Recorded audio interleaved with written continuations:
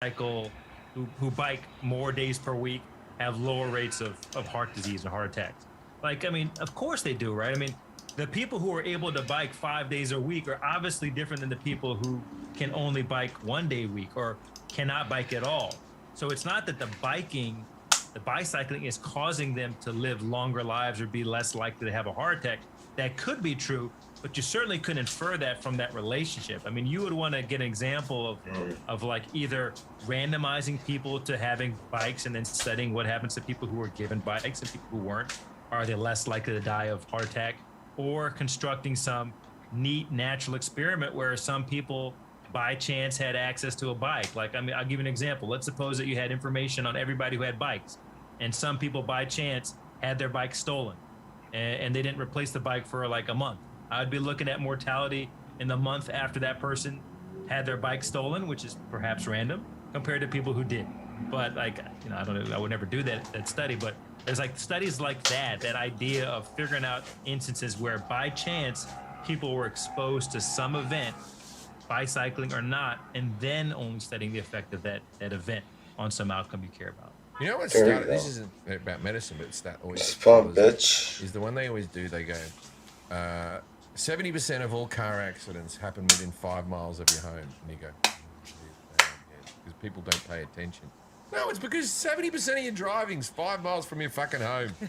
That's why. Yeah. Good point. I thought about it that way. You're always just driving up and around. Of course, that's where the accidents happen. Yeah. No, I mean, and also, you're always going home. It's always that destination. You hear a similar statistic when they say like X% of healthcare spending happens at the end of life, and then people use that fact to then say we are spending too much on end of life care. We should be, you know, encouraging people to use things as a hospice, etc. And like that's like a refrigerator. Like X% of the maintenance cost of a refrigerator comes when it's about to break. Because you're trying to break it. I mean, it's like that. You don't spend money when you're healthy. You don't spend money in a refrigerator when it's working. It's working. Yeah. Oh, they always used to give a stat out in Britain. This only happens with universal healthcare, but that 15-minute really played out well. Average smoker costs the NHS £40,000 a year. Right? They're always big on this. Costs and it's like.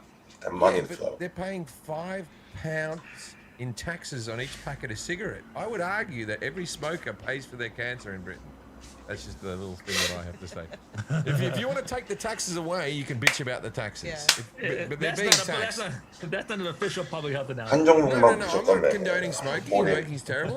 Also, smokers tend to pay more on their insurance anyway. Oh, yeah. That's just before we get to the end here, I kind of want to wrap this all together with the journalism and where are the best places for consumers to fact check the news they've seen or heard, because it's kind of all related. It's like there's so much information out there, whether it's people that are actual journalists or people on Facebook that say they're journalists and have a blog or something like that. But like, where are the best places for consumers to fact check news they've seen or heard? Government web pages, Jim said, things that are right. Might sell orders. So what do we do? I know you can run studies and natural experiments and you can figure stuff out, but it's like right now it just seems like the world's imploding with this kind of like. So we all know that Tucker Carlson's your #1 stop. Yes. Now after that, what do we read? Here's more of it. You mean after so you saying Tucker and then Sean Hannity and then who? The peer review. The peers review. My old neighbor. She knows a lot. She's getting all the data together. She's getting data together. Yeah, whatever paper my dad reads. There's a girl I went to high school with that sells essential oils on Facebook. Should I listen to her? Yeah. She's 4. Okay, great. Piers Morgan 5. After that, I would say I would say I think the government websites are actually quite good. Specialty medical societies will be good to the extent they have something that's patient-facing. Like if you go to the American Heart Association website, they're probably going to have useful information about what are the basic sorts of medical treatments that are useful, what are the basic sorts of things you should be thinking about in terms of improving your health from a cardiovascular perspective. There's reputable medical websites as well. I think like there's a basic understanding that people can have of like what these sorts of studies are like, how they're done. And in general, if it's not randomized, I would be cautious about it. Now, what do you say to somebody who, because whenever I watch the TV and I'm watching like TV Land and I'm watching Golden Girls in the middle of the afternoon, there's always an advert that goes, "Did you take Zoloft in 1997?" and then blah blah blah blah blah, and you're having heart complaints. We have a class section. Yeah, there's always a mesh in your stomach. Talcum powders killing fucking everybody. These are all things that were approved and put out there, and now in hindsight, like flumidomide. Flumidomide was a drug that the government approved and then caused deformities, and now is widely considered one of the biggest fuck-ups in government history. 1.1. Look, I'm one of these people who sort of do trust the government in certain senses with medicine, but why should anyone believe the government? I'm trying to play devil's advocate here. Because it's about trade-offs, right? I mean, mistakes will always happen, and to think that the FDA will never make mistakes, I think that's unlikely. The FDA will have to, by definition, make mistakes, but their main objective, and I think it's the right objective, is to balance the speed and safety of drug approvals. Because for every drug for which there are adverse effects that were not identified early on, but they get identified later, the question would be, well, should we have approved that drug waiting 10 years? And if so, how many lives would have hung in the balance because those people couldn't have had access to that drug that worked? This is always going to be a problem. But we know we make trade-offs all the time in our life, right? Like when the speed limit is 55 and you're driving 75, you're trying to get somewhere faster because that it's important to you. But you're taking a risk when you're doing that. And the same thing is true for drug approvals, right? We're balancing the speed and the effectiveness of getting drugs to people who need them now versus safety concerns. And so that will always happen. I don't think it happens often. It's not a substantive enough problem in my mind that I would say if the FDA approves a drug, that I'd be really concerned about safety effects. I mean, anything's possible, but it's not something that would come to my mind either as a prescriber of these drugs or as a patient who would take them. Yeah, that was a beautiful answer, by the way. That was a good answer. That was a fucking good answer. And also, I feel like with the drugs, they sort of do give you all the side effects. You know, maybe they might miss one or two every now and again. They're like, you want to kill yourself, you might die. That's the thing with the vaccine. The vaccine, they're just like this. Take the vaccine or stop you getting COVID. You might have a sore arm after you might have some flu-like things and whatever, and then take the vaccine, the thing. And then you watch another one. Take this pill that will give you an erection. You may kill yourself. Yeah. Your dick might fall off. Yeah, you're like this. May never get an erection. May have an erection last for 4 hours, and you may kill yourself. And you're like this. All right, I like these odds. Deaf want to have sex, though. There used to be one for restless leg syndrome, and then one of the side effects was compulsive gambling. I was like, Jesus, that's the one with Chantix. They go, you're going to have some funky ass dreams, man. I'm sure that's not what they say. And I was like, all right, let's go for this, man.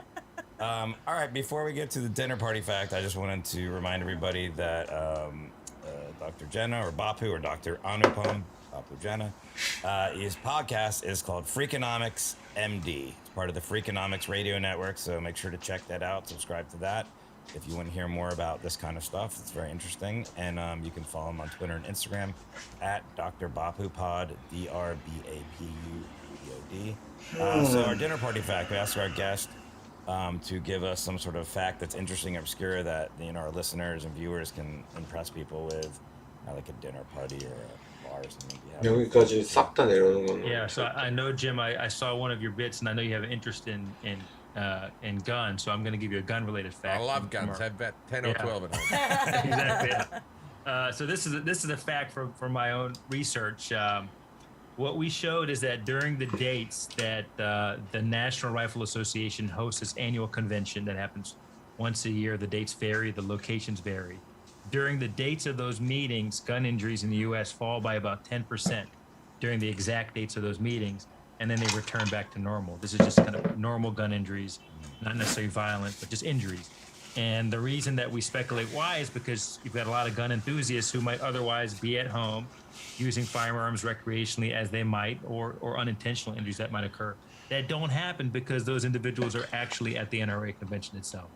Let's get a fun fact for you. No, that's because they're not at home being a good guy with a gun. Yeah. I bet your crime Stopping raises. crime. No, that's fucking fascinating. 10%. 10%'s a lot. Is that a real stat? Can I throw that around? Yeah, you can put it. Yeah. Put it into one of your shows. Yeah, Oh, absolutely. yeah, fucking, I'm all over that. It's like a They fucking might- fat kid on a cupcake. I'm fucking love that one. They might not be as responsible as we thought. Is the NRA bad? All right. Well, thank you very much for being with us. And like I said, Freakonomics MD, part of the Freakonomics Radio Network. Well, thank you for having us on. Are you got anything you want to? He didn't have us; we had him. Yeah. Oh, no. But No, that's it. you have anything you want to plug, Doctor? Anything you want to say? We've No, already that's mentioned. perfect. Listen to Freakonomics MD. It's a fun show. You'll enjoy it. And maybe one day we'll talk about laughter is the best medicine. Yeah, Thank you guys gotta get you, together. Doctor, for a bit of common sense there. Enjoy that. Ladies and gentlemen, if you're ever at a party and someone says to you, marathons are good for you, go, I don't know about 1.63%. that. That's a huge. And then run fucking away increase. for 5 miles. Good night, Australia.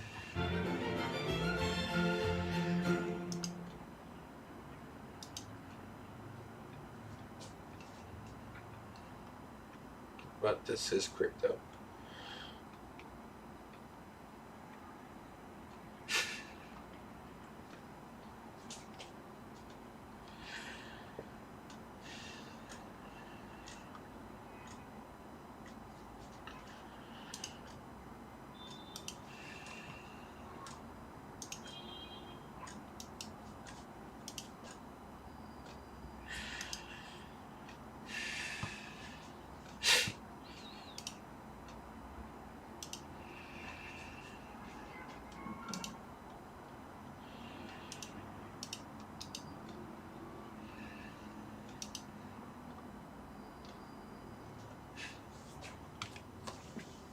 저점은 지키자. 선은 넘지 말자.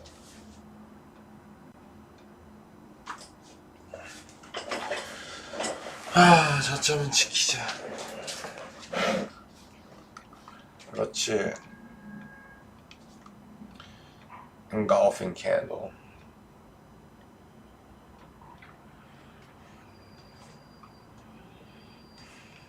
알겠어, 그건 알겠네. 한 2만원 engulfing candle.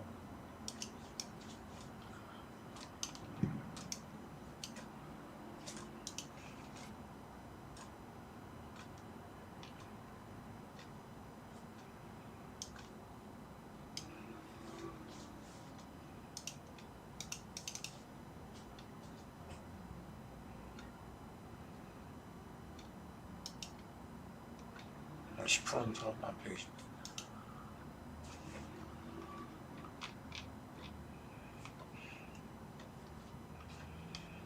Engulf you, motherfucker.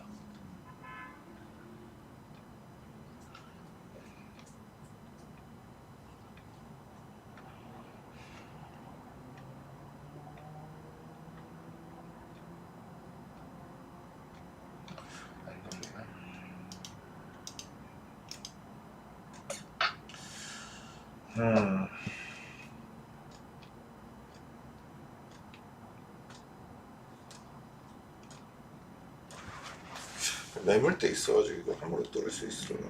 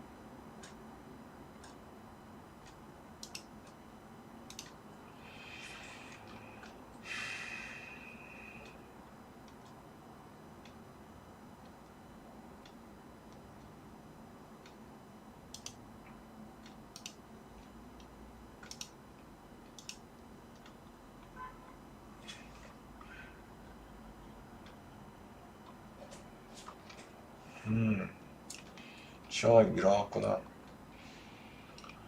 더 내린다 이거.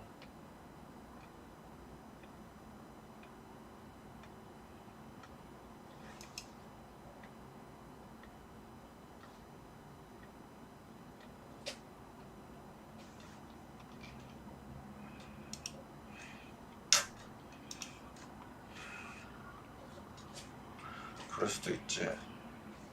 좀 기다리라. 여기는 안 끌 거야.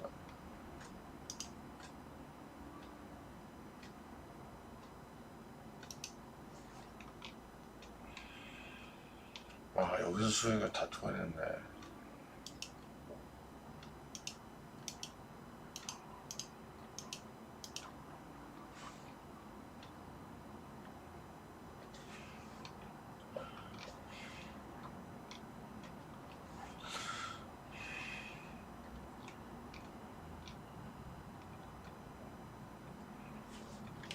야, 근데 0.44%니까 계좌에 fuck.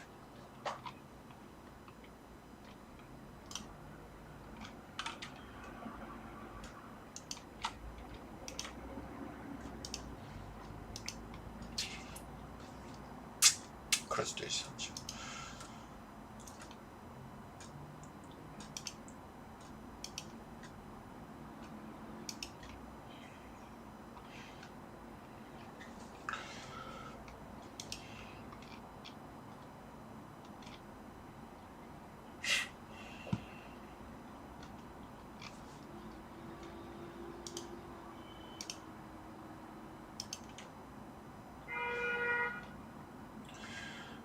F 여기에서 존나 파이가 되지. 올라가면서 다 털었어야 되는데. 아 씨발.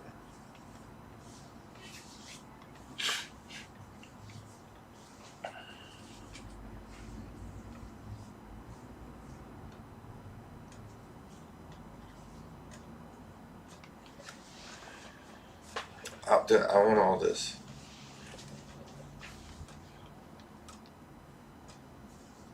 I want the risk.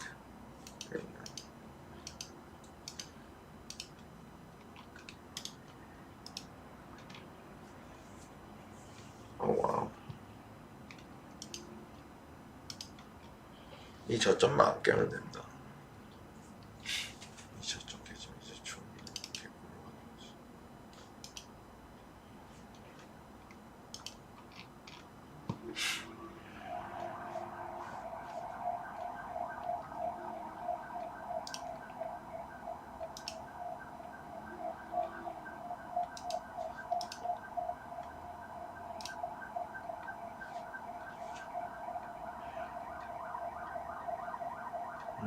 So somebody's taking all the profit here.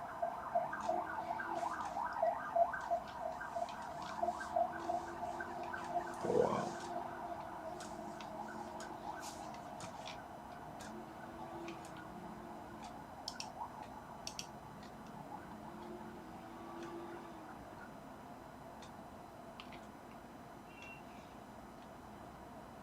아니지, 이런 거 나올 맞아.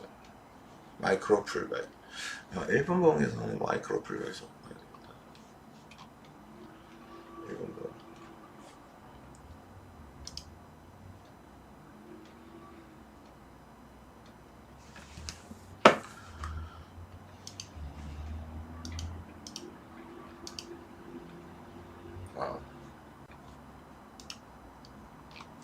아 이게 이렇구나.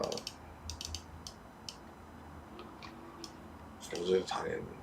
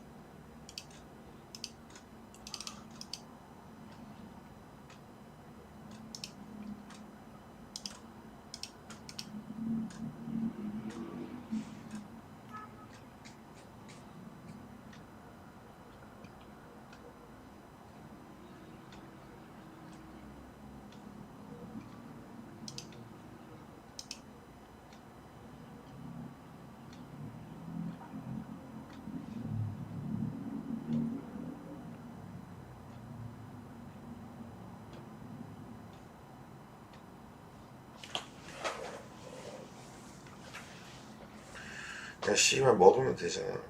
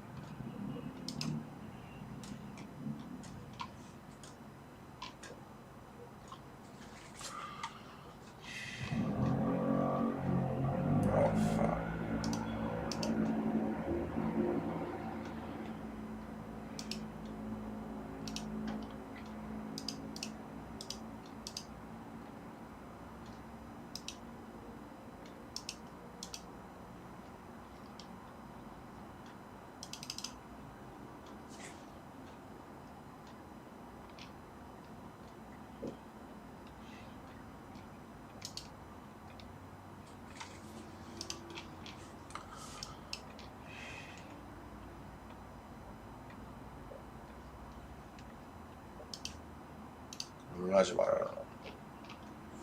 여기까지 꽂아버린다.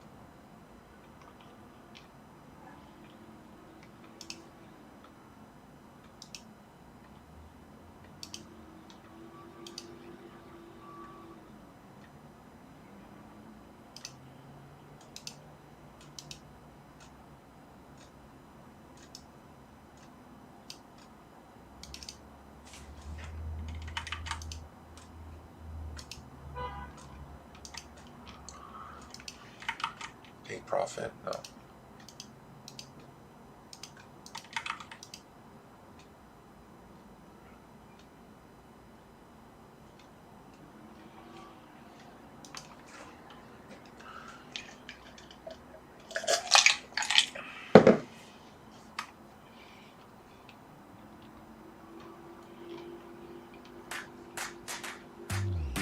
헬스에 PT에 바디 프로필까지 투자를 시작하고 부담이 줄었어요. 남과 쏘는 주식으로 첫 투자 부담 없이 투자하는 방법부터 차근차근 지금 나무에서 시작하세요. 모바일 증권 나무. You're one of a kind. Nobody's breaking your spirit. You're looking so fine. Nobody's breaking your So call me out, baby. So call me out, baby. 아리야, 참 따뜻하게 해줘. New normal, new smart. The new Volvo XC60.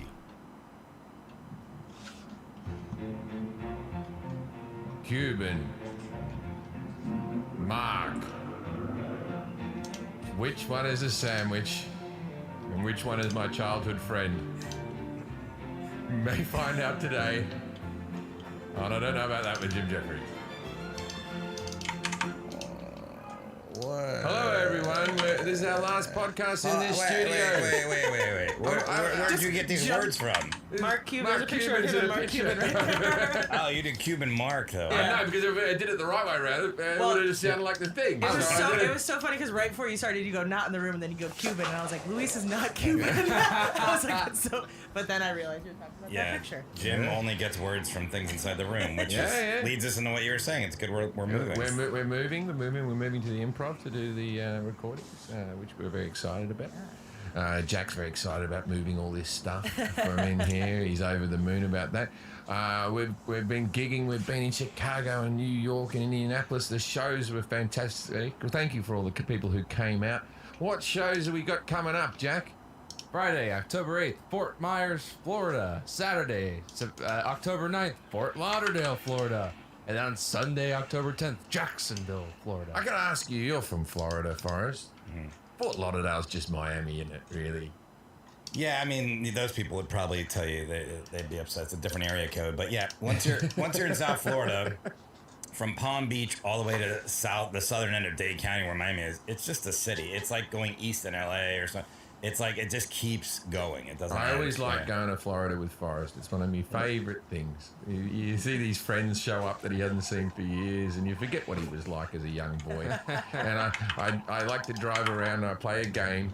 This is Forrest's childhood. I point at different things. I go, that's the gas station where you used to get lollies as a child, and I do a little thing. Yeah, we're in Fort Lauderdale. We're always in Fort Lauderdale, and it's not. I don't live anywhere near there. Yeah. I'm not going with you in those gigs. I'm not doing the Florida I'll still gigs. do the story. I'll tell other people. We also have other exciting news. We have in the works. We're gonna start doing live podcast shows. What? Yeah. We are? And yeah. So I think probably the first one we'll probably try for mid-November or like early December. And we also have What is a live podcast? What is this? So we're going to be doing things live so people will be able to participate. But not in a theater. Not in a theater, yeah. So live streaming. Yeah, live streaming. And we are also working on merch. So that should be coming out. Do we know soon. what we're doing merch-wise? Yeah, we're gonna start with we're gonna have some mugs, some sweatshirts, some shirts. I was just gonna say I don't know about that. Yeah, they might say that. Don't worry, I've sent in some ideas. We do some give them what they want t-shirts. You don't even say give them what they want. I said it then. Yeah, he said it our last podcast. Yeah, last one. Give them what they want. And then we can have some Jack Hackett t-shirts. A bunch of life hackets on the back. I sent to our booker. I said, could you ask the graphic designer if he could maybe do a picture of a bunch of bees jizzing on another bee and then label it bee cocky? She's like, I'm so excited to send this to the graphic designer. So I just want to see what they come up with there. Bee cocky. So we may have a bee cocky shirt. Oh, good. I just want a picture of Jack's face on a shirt. And then just like one sleeve missing. Yeah. Because that's his Hackett where he pulls his shirt off. It's got the hole in the armpit. It's got the signature armpit hole. And then it should say, hello, my name is not Dave Grohl. Perfect. All right, Jack, what do you got for us today? So Kelly and I brainstormed on a new segment. Oh, yeah. Wow. Like Kelly does. I didn't know there were enough hours in the day. I know, Kelly's so busy, I had to really schedule it in. What does brainstorming with you and Kelly look like? It's usually me being high going, what if we did something like this? I said, sounds good. Wow. So she referenced some podcasts where they get questions to learn a little bit more about the host because it's fun to learn about people's personal lives. So I pulled up some. And we got a message in the podcast group saying somebody wanted to know more about Luis. Oh, that's right. Corner Boy. They call him Corner Boy, though. Yeah. So I have some icebreaker questions I pulled from the internet. Some are funny, some are good, so we'll see how it goes. Wait, so you're asking Jim? Yeah. All of it, everybody. Oh, okay. I've just realized you're wearing a Margaritaville t-shirt. I'm wearing the musical, because the musical. Oh, you went to episode. the musical? Okay. Yeah, it's real. Last week. Yeah, because of last week. You've been wearing it for a week. It smells bad. First icebreaker question. What's the strangest food you've tried, and would you eat it again? I ate a bull's testicle once because when I was a poor comedian, I was coming home from a gig and we went to like a kebab house that was a bit fancy in London. And the other comic who I'm still friends with, but I won't say his name because he comes off a bit of a jerk in the story. And he said that I was a starving comedian. I had no money to me name. And I'd done an open spot. And he said, oh, buy you a kebab, but I get to choose the kebab, right? And I was like, I'll eat anything. And then so it was a bull's testicle. They're about the size of There was a cricket ball. Bull's testicle Yeah. kebab. Yeah. Kebab. Yeah, it was a kebab house that had a whole lot of different meats in it. And they grilled it up. They cut it into chunks. And I ate all of that bull's testicle. I was starving. How was it? I was drunk. I don't know. Same as all the food. Did you I know ate. it was a bull's testicle going in, or did you find out afterwards? No. I saw them cut the testicle up and grill it and all that type of stuff. Licking the me lips. Forrest? Oh, we all have to answer this? Yeah. Oh, I don't know. You don't know your strangest food? I don't know. I've eaten a lot of strange foods. I don't know. I'll come back to me. I guess I have to think Random about it. men's come. Oh, yeah. That's not a food, though. That's just an appetizer. I mean, strange one you guys had me eat in Hong Kong was the sea cucumber. The sea cucumber. Yeah. It's got this gray, lumpy thing with some weird juice on it. Oh, that was rough. I was like, I say like my friend came off as a bit of a jerk, but this is me with Jack in Asia. I'll give you $10 to eat that. no. I'll give you an extra minute of stage time. I was like, okay, give it to me. 60 That's what it was. It was an extra minute at the Ace He Theater. started off with 3 minutes. He got up to about 15 minutes with eating challenges. Oh yeah, and then I had to drink the leftover butter from a lobster dish. So you liked that one. Yeah, I got $50 and from you got that 50 one. bucks for That was that. a worthwhile. Yeah, I don't know if it's the strangest, but I mean, I've drank bong water before. Ugh. By accident or on purpose? No, on purpose. Oh god. Yeah, because we were at weed, and somebody told me to get high from that. Do you? I was fucked up. I don't know. I don't know if it was in a good way. My stomach. I'll tell you this, I went to hospital. It was not a fun time. Kelly, do you have anything? I don't have anything super. I like when I was in India, I had mutton and stuff like that. But We just learned mutton's no good. Or barbecue. I didn't. It was in the breakfast buffet, which was weird. I didn't know what it was. I tried it. I didn't like it so much, but I'm not super adventurous with.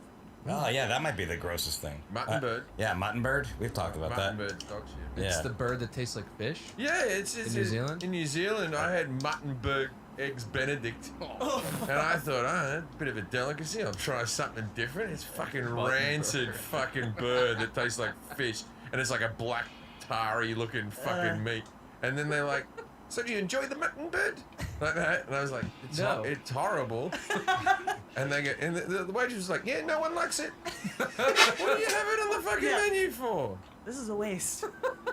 But it's probably one of those things that old people in New Zealand claim they like. Like when you live in London, there was a dish called jellied eels, right? Which is what like sort of Cockneys would eat, jellied eel. Actual eels.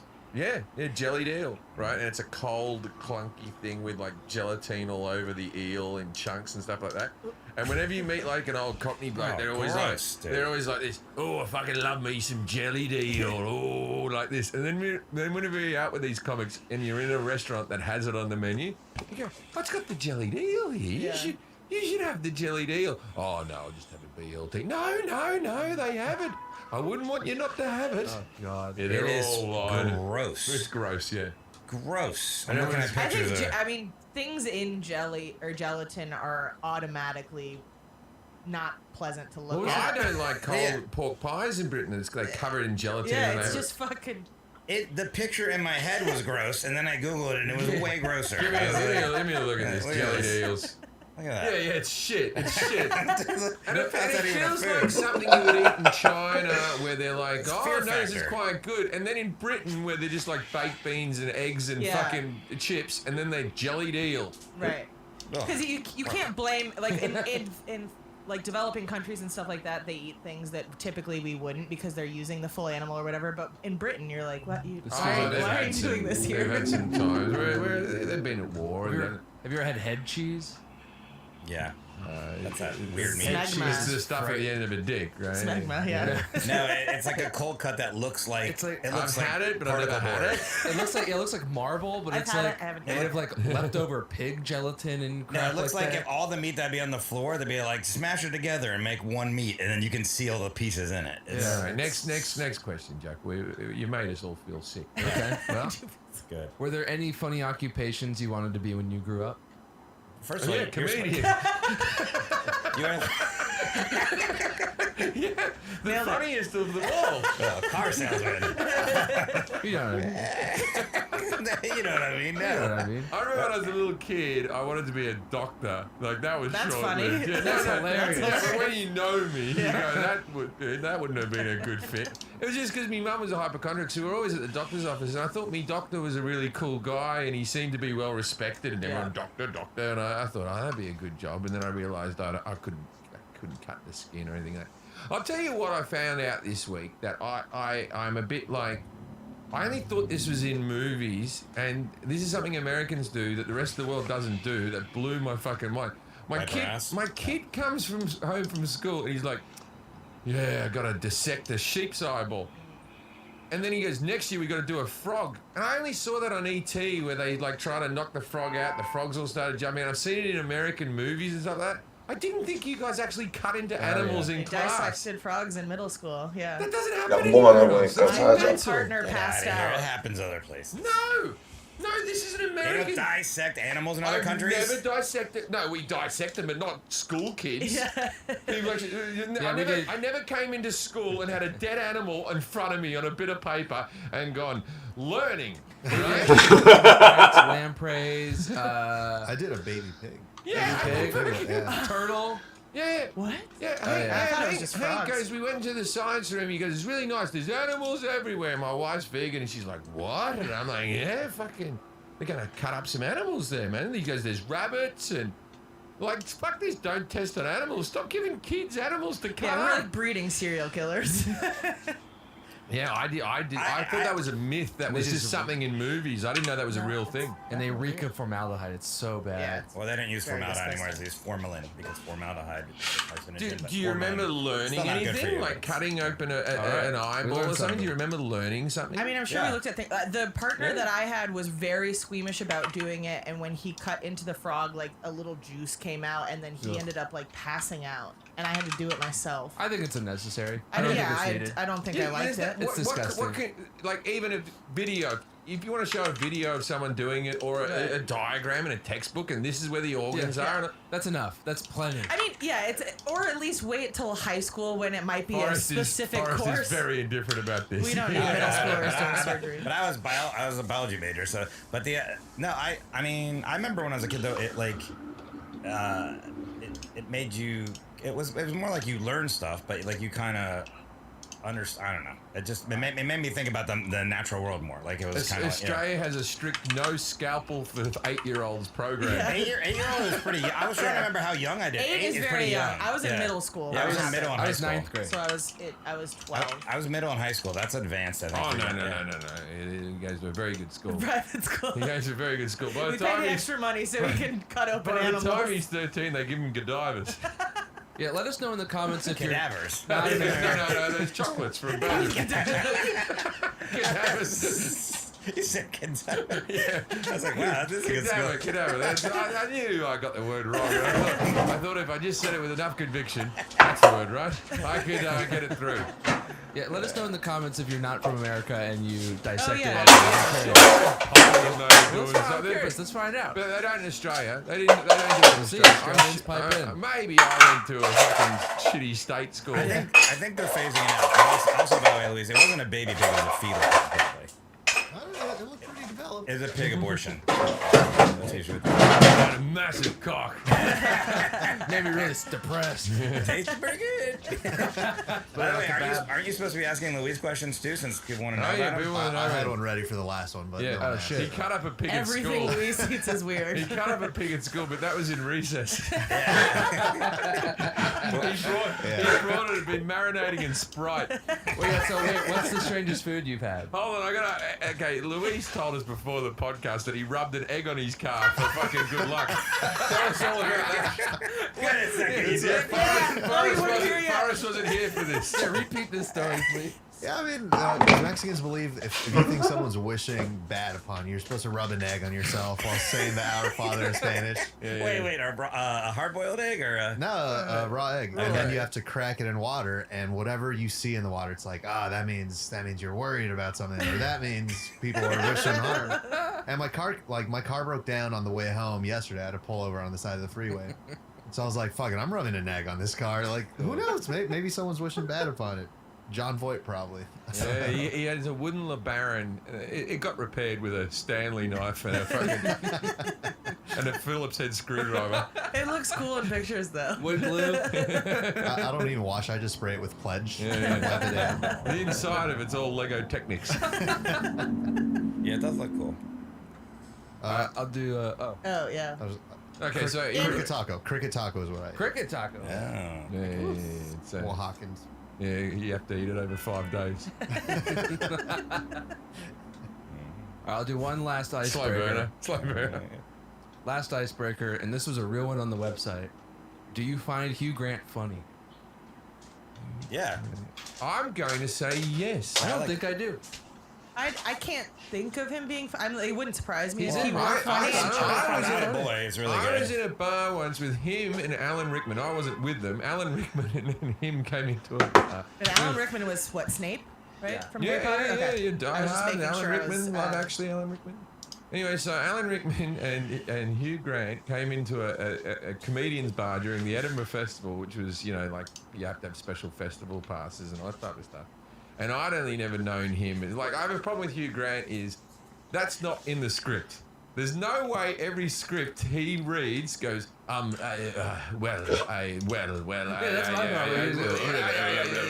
find you quite delightful.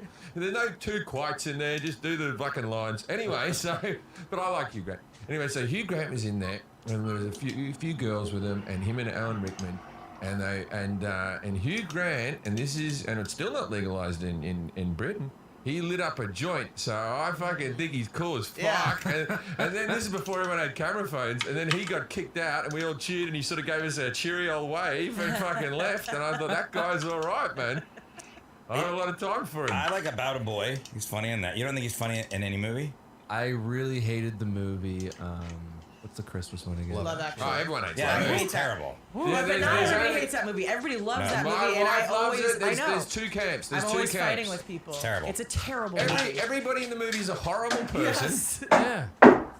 Look, I've, you know. He's a rom-com guy. I like Richard Curtis. I like everything Richard Curtis, but I'm not. It's known in the inner circles of my world that I'm into chick flicks, and you're saying rom-coms. That's more of a chick flick. And Love Actually is a pile of shit. Any of those ensemble movies, Mother's Day, New Year's Eve, I Love Actually, and they're garbage because a lot of the stories just get left hanging. There's nothing going on. There's always like some moment that you're supposed to be like, oh, that's great, but yeah, watch him in About a Boy. Notting Hill. That's a good one. Yeah. With him and Julia Roberts. That's a famous chick flick there. About a Boy is very funny. Yeah, About a Boy's good. About a Boy is a funny movie. Notting Hill's a good movie. Yeah. He's funny in the last Guy Ritchie film where he played the mobster. He's the best thing in that film. Four Weddings and a Funeral. Good movie. And he's also good in Bridget Jones' Diary when he's kind of like the dickhead, I would say, or whatever. But yeah, he's good. He's good in movies. He's funny. Yeah, but he's funny. Definitely About a Boy one. I didn't like music and lyrics. So you asked an icebreaker to find out more about us, and you asked for an opinion on Hugh Grant. I thought it was a funny icebreaker. I know about this person now. They think Hugh Grant's funny. Look, it was supposed to spark discussion, and it worked. Good work, Jack. It did, yeah. That's all you're saying? Thomas, I might have sold him up the river. You might not know that people here just smoked a joint once. Yeah, he's All right. done. I had some ads. All right, your mental health is as important, if not more important than your physical health, and everyone can see positive benefits from therapy. And you don't need to be going through something tragic for it to benefit you. You can fine-tune your mental health, or if you haven't been, don't let it get out of hand. Honestly, it's best to do therapy before you have a tragic don't let it get out of situation. hand. If you see depression creeping up on you or any anxiety or something like that, get it fixed. Get it fixed. BetterHelp will assist your needs and match you with your own licensed professional therapist. You can start communicating in under 48 hours. It's not a crisis line. It's not a self-help. It's a professional counseling done securely online. There is a broad range of expertise available, which may not be locally available in many areas. The service is available for clients worldwide. You can log into your account anytime and send a message to your counselor. You'll get a timely and thoughtful response. Plus, you can schedule weekly video or phone sessions, so you won't have to sit in that shitty, uncomfortable fucking waiting room as with traditional therapy. BetterHelp is committed to facilitating great therapeutic matches so they make it easy and free to change counselors if needed. It's more affordable than traditional offline counseling, and financial aid is available. BetterHelp wants you to start living a happier life today.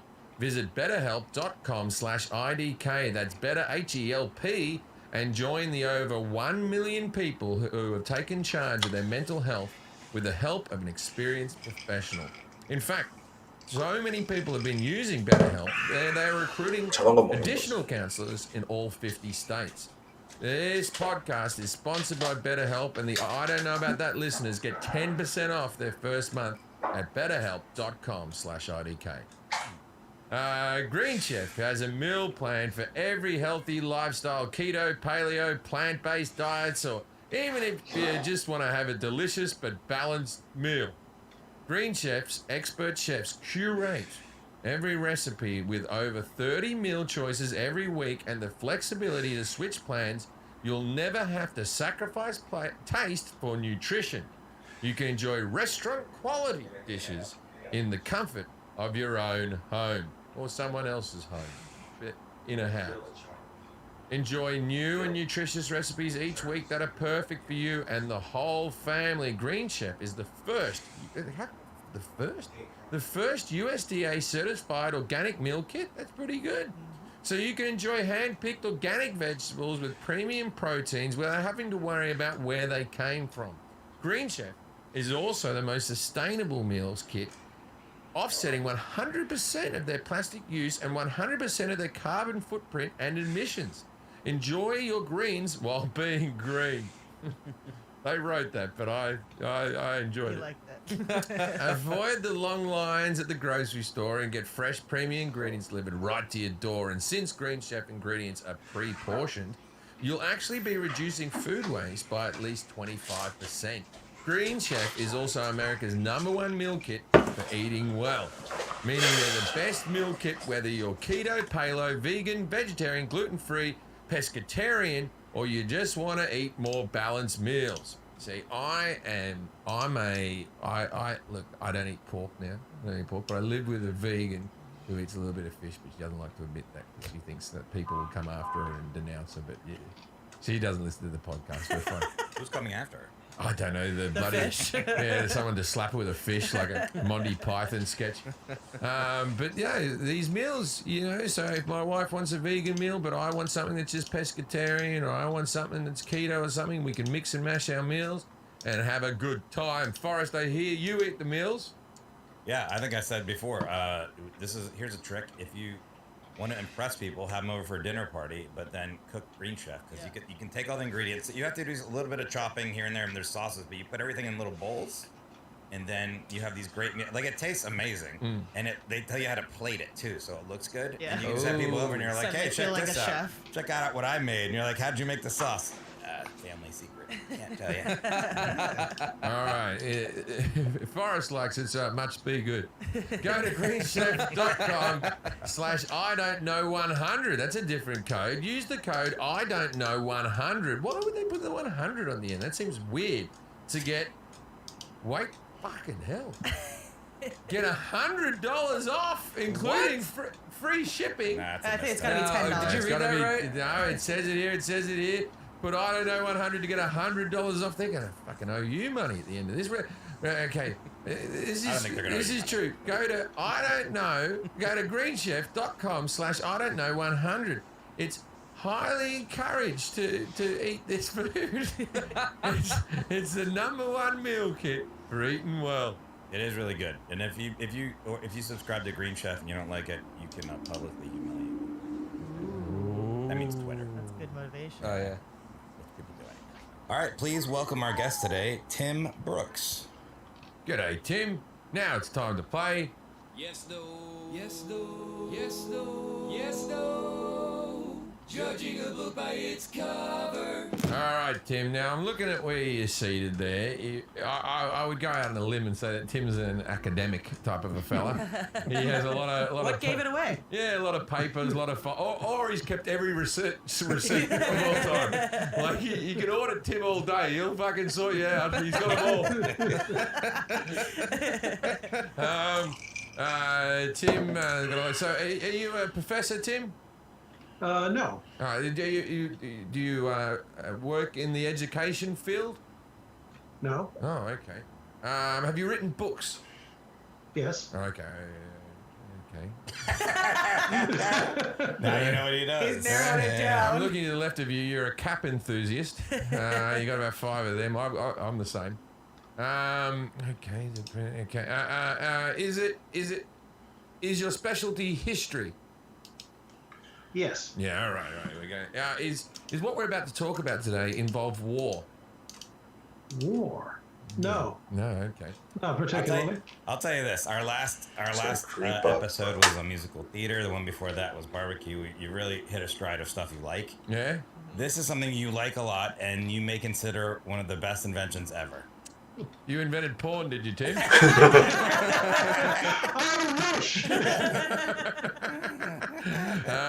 Okay, so it's something that like one of the best inventions ever. You've said it. You said, I think you said that it's the best invention ever. Sand. No, I'm a breakfast sandwich machine. Yeah, breakfast sandwich. I'm a big fan of cars. I like cars. Yeah, it's not We've cars. done cars. It's something that you always say, I won't have a bad word said about it. That's what you always follow. Lisa Vanderpump. Iodine. You invented iodine? You talk about iodine? You use this every day. Oh, Imodium. That's what I meant to say, Imodium. Tim Brooks is here to talk about the history of television. I love television. Oh, shit. I won't have a bad word said about bloody television. I'll tell you what about television. I've never met a person who doesn't have a television who isn't a complete dickhead. Yeah. Yeah, you should have a TV. Yeah, it's all I don't right even now. have a TV. It's okay now because you have the internet and you can have your iPad and your TV light. Yeah. Right? But the people who back in the day, in the 90s, were like, I gotta go home and read. Oh, God, fuck off. What are you doing? Watch the telly, man. I had a friend who had to call them about 9/11 because, like 2 days later, because I knew he was just sitting around his house. He was never going to find out if it wasn't for me. All right, well, Tim Brooks is here to talk about the history of television in the United States. Tim Brooks is a historian, author, and media executive specializing in media research and the history of media in the United States. He is regarded as one of the television's leading historians. He has a master's in TV and radio from Syracuse University, and he writes a lot of books, as he said. So do read some books, too. His latest book is The Blackface Minstrel Show in Mass Media, 20th Century Performances on Radio, Records, Film, and Television. And then you do have a book called The Complete Directory to Primetime Network and Cable TV Shows, 1946 to the Present. Is that updated to now, or where does that go to? That's over my shoulder here. There's 9 editions of it. And the last one was in 2008. Okay. When something called Wikipedia or IMDb took over, basically. With all their knowledge. Internet. But if you want more information on Tim or any of the books he's written, there's a whole long list of books that he's written. Go to timbrooks.net for all the information on Tim and any books that you want to buy. So, and tell us a little bit about, tell us how you got here. How did you get to a point where you are an expert in the history of television and, Well, I was a rock and roll kid back in the day. And so when I went to college, I made a beeline for the radio station. They had a very good radio station at my college. I became the head of the record library and immersed in that kind of world. And that led me to want to go into broadcasting. I was going to go into radio, but I found that the people in radio tend to have careers stuck in little podunk towns and rarely seem to advance anywhere. So I got into television instead. And television fascinated me. And I, in addition to being eventually an executive in television, and by the way, I'm responsible for any show that you like. I had nothing to do with the shows that you don't. So please don't blame me for any of those. Yeah, when I was looking at all the resume, all the things you've done, it's like you've been everywhere in television, basically. Networks. Well, yeah. One of these caps is the Sci-Fi Channel. Yeah. Because I had a lot to do with the launch of the Sci-Fi Channel, which was an offshoot of USA Network. And I got a lot of caps from TV shows. What's that other cap there? What's that one? I got a lot of Jim Jeffries merchandise. Jim Jeffries show merchandise if you ever want it, mate. What's this one say? Well, Northern Exposure. I used to love Northern Exposure. Picket fences, yeah, that was a popular one. Yeah. All right, cool. Yeah. I love the telly, man. I love the telly. And you know what? It's been my mistress for years, the TV, and I've been hurt by it personally. I've had shows cancelled and shows never picking up, but I always forgive it. All right, I love your TV. What do you think of this one? Oh, the Nelson ratings, they're a bunch of bullshit, aren't they? They don't work. We're meant to think that we're all meant to be judged by someone who's getting $50 a week to have a box on top of their thing, and that represents all of us. Get the fuck out of here.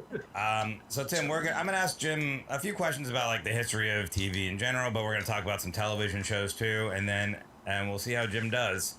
And I'm sure Jim's gonna have some of his own questions too because he loves TV so much. And then you're going to rate him 0 through 10. 10 is the best score of him answering his questions. on accuracy. Kelly's going to grade him on confidence. I'm going to grade him on etc. We'll add them all together. If you get 21 through 30 points, you TV. 11 through 20, TBD. 0 through 10, BD. You don't want 0 through 10. You don't want that, trust me. When was TV invented? Okay, it was invented by a guy with a second name Logie. And I know that because the Australian awards, TV awards, are called the Logies, and that's because it was named after the bloke. I'm going to say it was the early 50s, and I'm only going on that because Australia got TV for the first time. We got it rushed through. I think it was already in other countries, but we got it rushed through because we had the Olympics in Melbourne in the early 1950s, maybe 1954. I might be wrong, 52, 54, something like that. So I'm going to assume it was invented.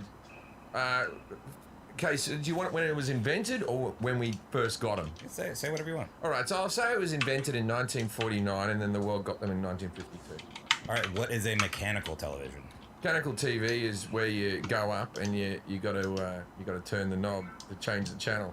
I'll do the stand-up routine that everyone's heard. We didn't have remotes when I was a kid. I was the remote. Yeah, that's a good one. Yeah, there's always. When was the first electronic television invented? That was a mechanical television. So you're saying? So you're saying, all right. So mechanical TV where it was like still had like a vertical hold and an antenna. I don't even know what it is, to be honest with you. Okay, and it still had a TV screen that had to warm up, like when it came, and then the vertical hold could go. I would say the first like LED television. Electronic television. Electronic television. I'm gonna say 1994. And then you kind of touched on this. When did the first television stations start appearing in America? I'll say 1952. And when was the public able to purchase television sets for their homes? You said 52. 52. What about color TV? When did that happen? Color TV. Okay, so you got to start thinking with color TV. Because I remember watching like Gidget when I was a kid. Not that I'm that old, but they used to show that in the morning and stuff like that. I watched the history of TV on CNN, and I remember seeing the thing with Sally Field going, watch Gidget now in bright color. And there'd be episodes, because there was TV shows that I watched that were black and white that morphed into color. Yeah. I'm going to say the color television in its sort of just like where it became, because we had a black and white TV in the 70s.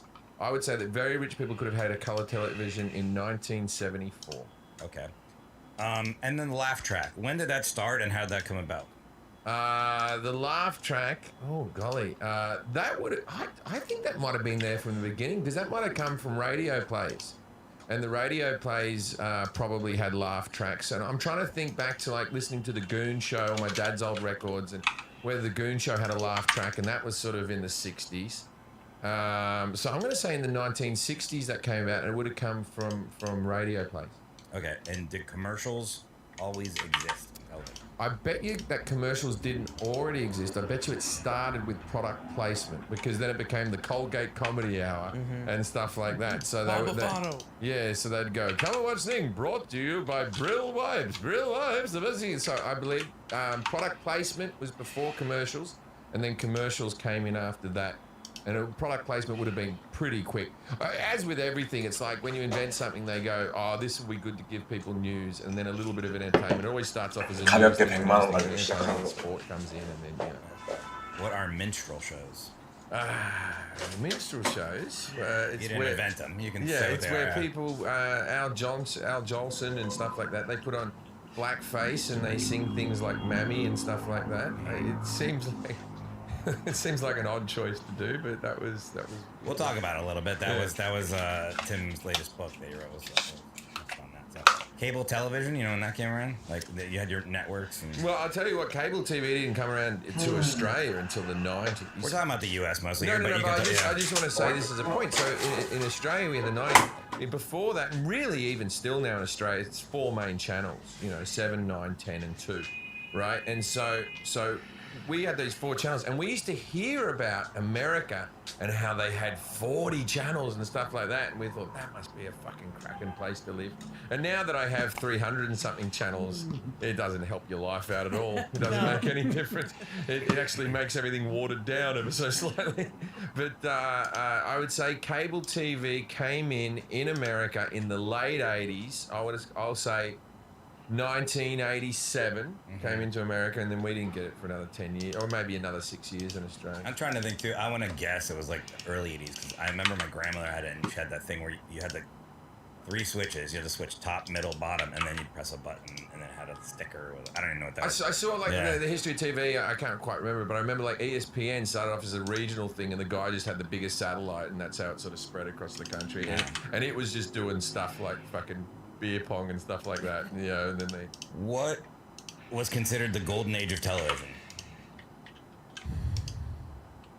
The golden age of television, I will say, from 1965 to 1975. Okay. I Love Lucy ranked #1 for how many of its first 6 seasons? I don't believe it was a hit right away. Maybe it was. Maybe it wasn't. Probably it was. I'm going to say it ranked #1 for 5 of its 6 seasons. What is Vaudio? Vaudio. V-A-U-D-E-O. That would be visual audio. Okay. And so I'd say that was like, it's like asking what's THX. It's like it's when someone went, I can match up the sound to the thing. Who was the first president to appear on television? Okay, so the first presidential debate that was aired live was Nixon versus Kennedy. And a lot of people think that Nixon didn't win because he had a bit of sweat on his upper lip, right? And because they were like, I can't vote for that person. That person's not presidential. Then we have a guy go, grab him by the pussy. And we're like, yeah, he's my man. He's just a guy. He's just a guy. And then it's like, fuck off, old sweaty lip. He was president eventually. He made it. Yeah, so it would have been the president before Kennedy, who was... Lyndon Johnson was after Kennedy. George Washington? No, whoever the guy was before Kennedy, the one before Kennedy. Okay. What is the FCC? I was both right and stupid at the same time. What is the FCC? The FCC is probably the standards and practicing people that people write letters and they say, oh, that's not good, and they intervene if we're all carrying on like pork chops on the telly. All right. Name a popular show in each of these decades. Okay. We'll start easy. 90s. Friends. 80s. In the 1980s, the A-Team was a very popular show in the 1980s. I can give you 1,000 in 1980s. 70s. In the 70s, the Brady Bunch was a popular show in the 1970s. Okay. Well, late 60s, early 70s. The 60s. 60s, I think I Love Lucy was still probably going strong there. Yeah. What about the 50s? The 50s, all right. I'll move I Love Lucy to the 50s, and then into the 70s, I'll give you a bit of 60s. fucking Beverly Hills Hillbillies for the 70s. The 60s, you mean? The 60s, yeah. The 60s of Beverly Hillbillies? Yeah. All right. Could have said the Munsters. Well, there's loads. The Addams Family, the Munsters, and stuff like that. I'll tell you this: the Ed, wherever the Beatles were on. What's that guy who? Ed Sullivan. How the fuck did that cunt host anything? It's like he was your most popular. He had 3 channels, and a guy was like, "We got a really big show," and it's like, "That's your top guy." Like, just shop around a bit. Couple more questions, and you can feel free to ask any questions that you want to. Sure. Talk. Have TV shows become more or less political? I would believe they've become substantially more political, in the sense where our news has definitely become more political. I don't know if that includes news. I didn't write this question. There was always things where they dealt with class, and if you watch, so the most popular sitcom in the 70s was MASH, right? We'll put that in the 70s, right? MASH That's what I thought you were gonna say. I thought so too. Yeah, I was watching MASH yesterday. I thought that MASH was the 80s though. No, MASH was 77. You're in about season 6, and then it just ducked into the 80s for the final episode, which was the most watched thing at the time on television. But MASH was holding a mirror That's up pretty to political, MASH. holding a mirror up to the Vietnam War, and whilst being in the Korean War, so you could say that's pretty. And then you could say, well, think about that. I haven't seen any TV shows about any wars. Yeah. So maybe you're right. Maybe because they also dealt with. So you had white families on TV, and then you had like the Jeffersons, and then you had Good Times, that sort of stuff. people like the Jeffersons because Norman Lear had the Black Panthers came and saw him, and they said we're sick and tired of seeing black families on TV who are only poor. We want to see a family doing well, and that's why the Jeffersons were made. And then obviously the Cosby Show was another thing. Also, they never. But that's more. Race is a political thing, I guess. So. All right, so we didn't answer that question. No, but we'll talk about I'll say they were more societally driven back in the day than they are now. This is a question from Tim. Have you ever heard of the television show The Laytons? The Laytons, it may not have gotten to Australia. I mean, I've never heard of the Laytons. Okay. No, I don't mean that as a serious thing. It doesn't. It's okay if you haven't And this heard is of a it. question for everybody listening too, because Tim wants to know if people have heard of the Laytons. So let us know if you have in the comments. But you have to understand that when you grew up in Australia, you have to understand. When you grow up in Australia, it's not like growing up in Australia now, where you go, we got cable and all that type of stuff. I didn't know what Saturday Night Live was, so I just saw Wayne's World as its own thing, right? We never got an HBO comedy special, so we only had our local comedians. The first long special I saw was Eddie Murphy bringing out a Betamax video of Delirious, right? So there's things that we just culturally missed out on. I never saw a late night Tonight Show or anything like that. Yeah, you're reading into that question wrong. I think Tim just wants to know if we've heard of it. I've never heard of the Laytons, but it may not have gotten to Australia. I don't think anyone's heard of it here, so we'll get to it now. All right, how did Jim do in his knowledge of history of television? I think I got some years wrong. You want a rating from 1 to 10? Sure. 0 to 10. 10's the best, yeah. Well, I want to be generous, so I would say 2. All right. Wow. That was a total misdirect. I was like, no, don't be generous. That's a Nielsen rating of 1. Holy shit. He was very good on the shows by decade. Yeah. Mm-hmm. Yeah, that was pretty good. Pretty much everything else is off by 10 years, 30 years, here or there. And I understand you grew up on a different continent. Yeah. You missed 2 of the 3 inventors of television, but you kept the Scotsman. Yeah, Logie. How do you do in confidence?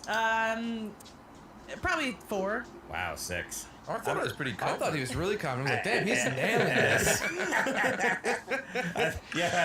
I think he was, like, just saying things. Like, look, I'm an appreciator of TV. It's like I like cars. I don't build the fucking things. Tim, I don't want you to have VD, so I'm gonna give you a 6. So you're All right, TVD. all right. Yeah. When was the last time you got rewarded for brushing your teeth? I can't even think of the last time I brushed my teeth. With Quip's smart electric toothbrush. I hope you did. With Quip's smart electric toothbrush, good habits can earn you great perks like free products, gift cards, and more. You've probably heard us talk about Quip a million times. It's the first time I've done the Yeah, I don't know. Okay. If you hang out with us, we're always talking about it. But on the radio, on the pod world, the cast. But this is something brand new that rewards you and your mouth. This is, especially for parents, I think this is really cool. So basically what Quip does is it connects to your Bluetooth. So every time you brush, it'll tell you how long you brushed, what your intensity was, all that stuff. But you get points for every time you brush, and that can then go to free gift cards or products or whatever. You get ice cream. You can get ice cream. But for kids especially, like kids love points and rewards and all of that stuff. So if you have kids, get a Quip. For sure. It says here, it connects to your Bluetooth, track how well you brush, get tips and coaching to improve your habits, Like, earn hey, points, brush your teeth, shithead. and bonus points, and there's challenges like streaks. It's like now you can brush your teeth, Jim. Yeah, I've broken some streaks every day. Get the fuck out of here. I'll tell you what is good about Quip, because we got a couple of Quips. I have another electric toothbrush that I used to use, and when you try to travel with it, like it turns on and off, and then the battery runs out. And you have to bring that whole charging case. And you gotta take the thing off. This has a little case. It comes in a lovely case. And you just slide it in and you put it in. And it sticks to the mirror. Did you know that? Yeah, it sticks to the mirror. Get the fuck out I of like here. that part. Holy crap. I haven't stuck mine to the mirror yet. Yeah. Have you already got Quip?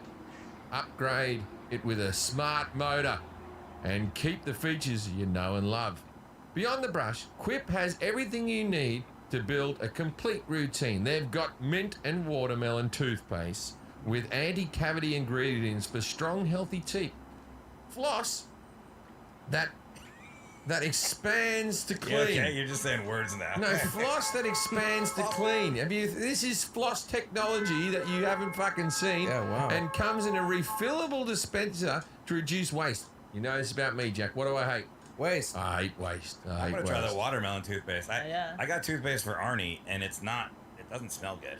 That much. And then someone told me for a dog. I know. I didn't really think about that. Some people are like, dogs don't like mint. I go, yeah, good point. Good point. Yeah, it's flavored like bacon. It's like chicken toothpaste. Refillable sugar-free gum in a one-click dispenser that delivers long-lasting mint flavor, freshens breath, and can help prevent cavities.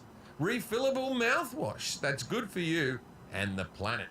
Ooh. In addition to brush heads, Quip also delivers fresh floss, toothpaste, mouthwash, and gum refills every 3 months for $5. Come on, you're going to smell good. You're going to have some money in your back pocket. Shipping is free, so you can save money and skip the hustle and bustle of the in-store shopping. With the money in your front pocket. Yeah, well, I'm not. Join over 5 million mouths that use Quip and save hundreds of dollars compared to other Bluetooth brushes. Junk they are. Junk, the other ones. When you get a Quip Smart Brush for just $45. What? How can you afford not to go? I would have assumed it was way more. Like, this is dead serious. I would have assumed it was way more. $160 toothpaste. Yeah, that's what mine is. It's like the other ones sleek. It's Beautiful. they're like rubber bristles. Damn. They're good. Start getting rewards for brushing your teeth today. Go to getquip.com/I don't know right now and save $10 on a Quip Smart Electronic Toothbrush. That's $10 off your smart electronic toothbrush at getquip.com/I don't know. That's GETQUIP.com/I don't know. Quip, the good habits company. All right, so then when was TV invented and by who, I guess, because Jim said Logie in the early 50s. It's usually credited to 3 people. It was different pieces of it were developed by different scientists, basically. They all competed with each other, too. Vladimir Zworykin, who was a Russian immigrant in the United States, got the first patent in 1923 for essentially the TV camera. But there was this farm boy from the Midwest who was only a teenager at the time, named Philo Farnsworth, who was his great rival. And over the years, it used to be Zworykin up here as the great inventor, and Philo is kind of the little dog nipping at his heels. It's kind of reversed over the years because we like the little guy, you know. Never know how far. Big guy. So Philo Farnsworth and Vladimir Zworykin, and the third one is usually your boy, John Logie Baird. And Logie just invented, make it into a box. Well, 2 of them have really cool names. I mean, Philo Farnsworth, John Logie Baird. I mean, come on. Yeah. Did you know the awards in Australia were called the Logies? Yes. That's the only one I know. It's a very piss weak award show, but I hope to win one day, so I won't say anything. Wait, it's John Logie Baird? Baird, B-A-I-R-D. Oh, Baird. Yeah. Do you think Yogi Bear was named after Logie Baird? No, Baird. I don't Good think question. so. I think Yogi Berra had more to do with it. Yeah. There's too many people with that name. It seems a bit stupid. Too many. You think you're being original. Oh, I've got a good name here. No one will ever have this one. Logie Bearer. And so they invented it. They came up with the actual television, right? So. Well, there were antecedents back in the 1800s, but yeah, it really started to come together in the 1920s, basically. But the TVs at that time, like, transmitted a shadow. You know, one of them just transmitted a straight line across the middle of the screen. Can you imagine sitting at home, turning on your TV, and all you get is a straight line across the middle of the screen? Did you get audio or anything, or was it just a straight line and people that blew their minds? Probably, yeah. No, it was radio with pictures, because they knew about radio then.